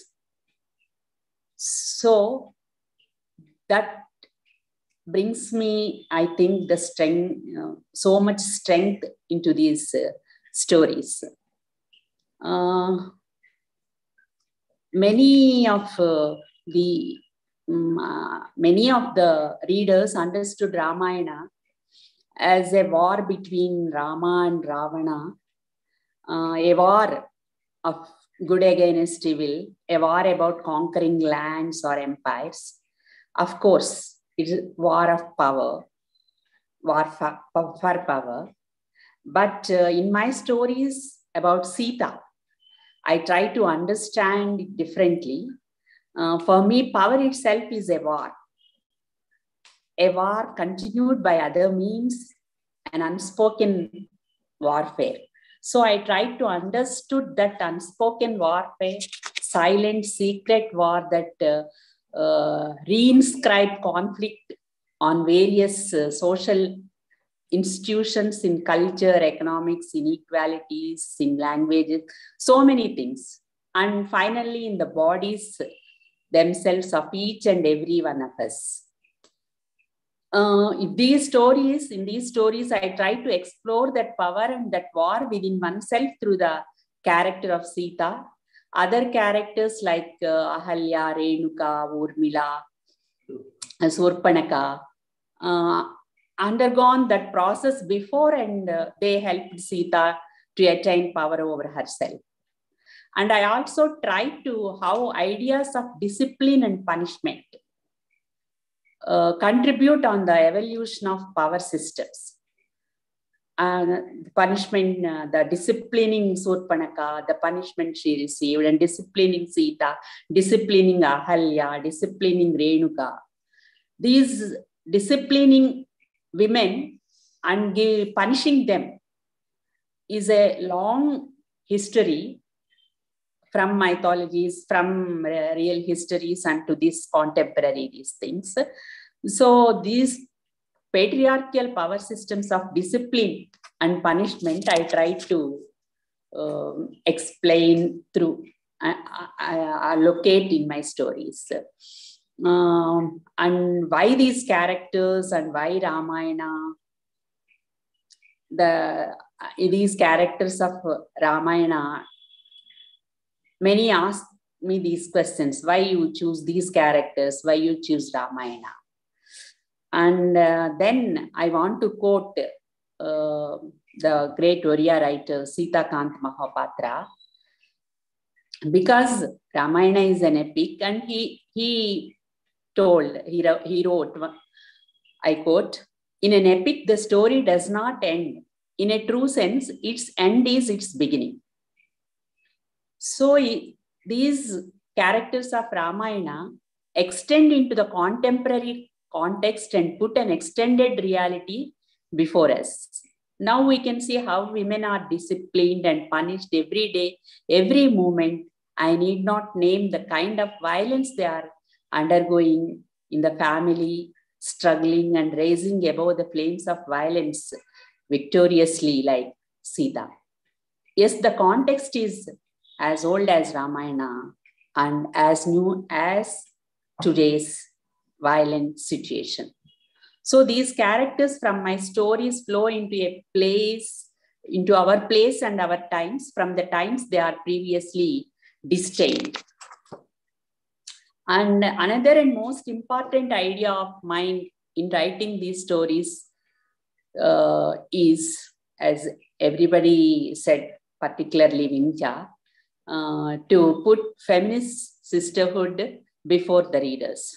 That sisterhood is very important for me.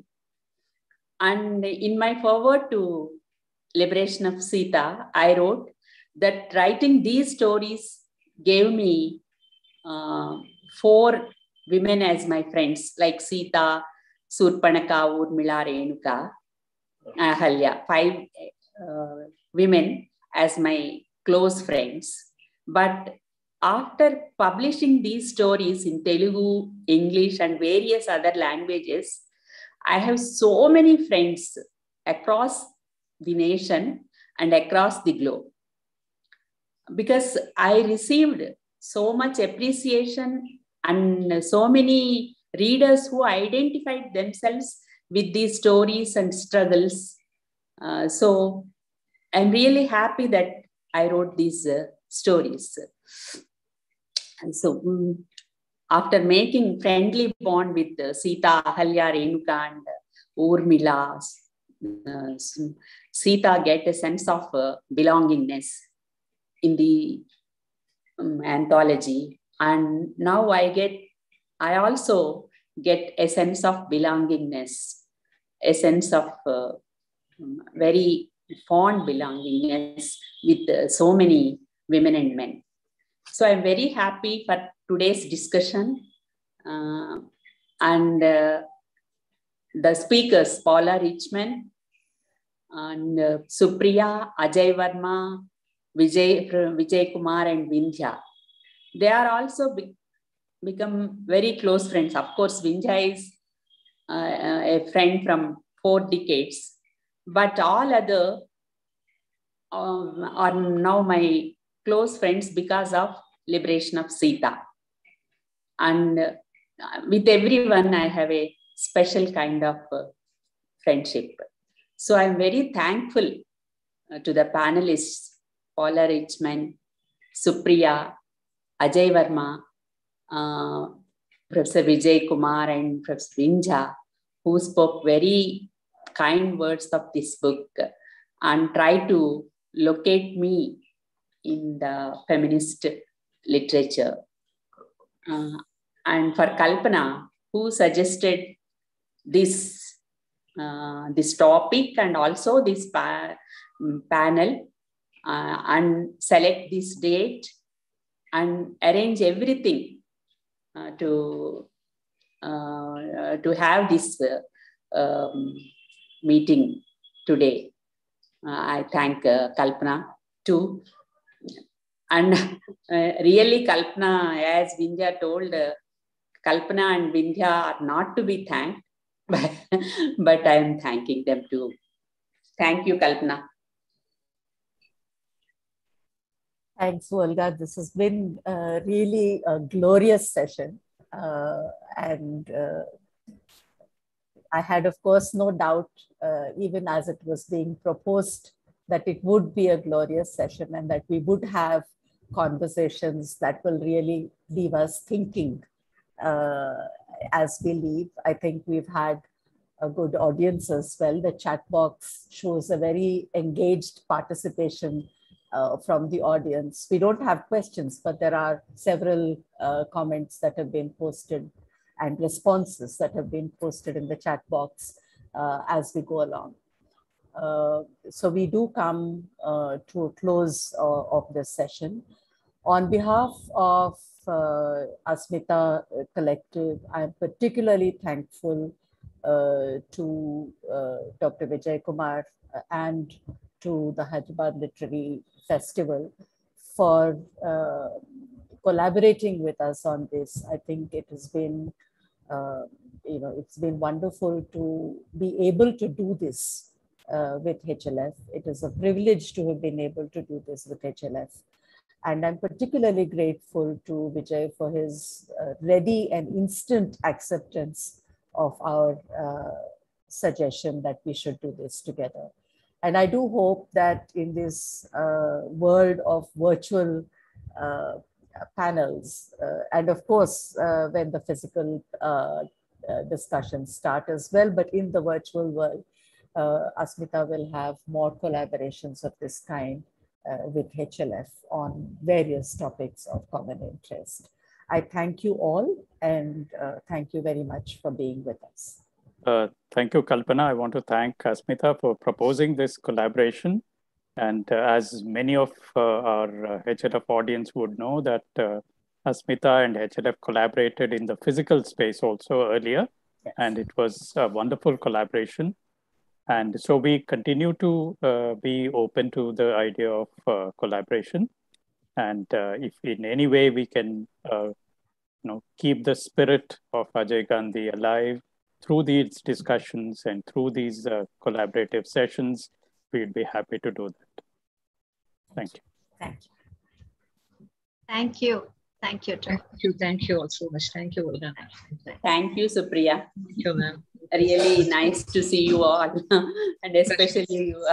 Yeah. Okay, ma'am. Okay.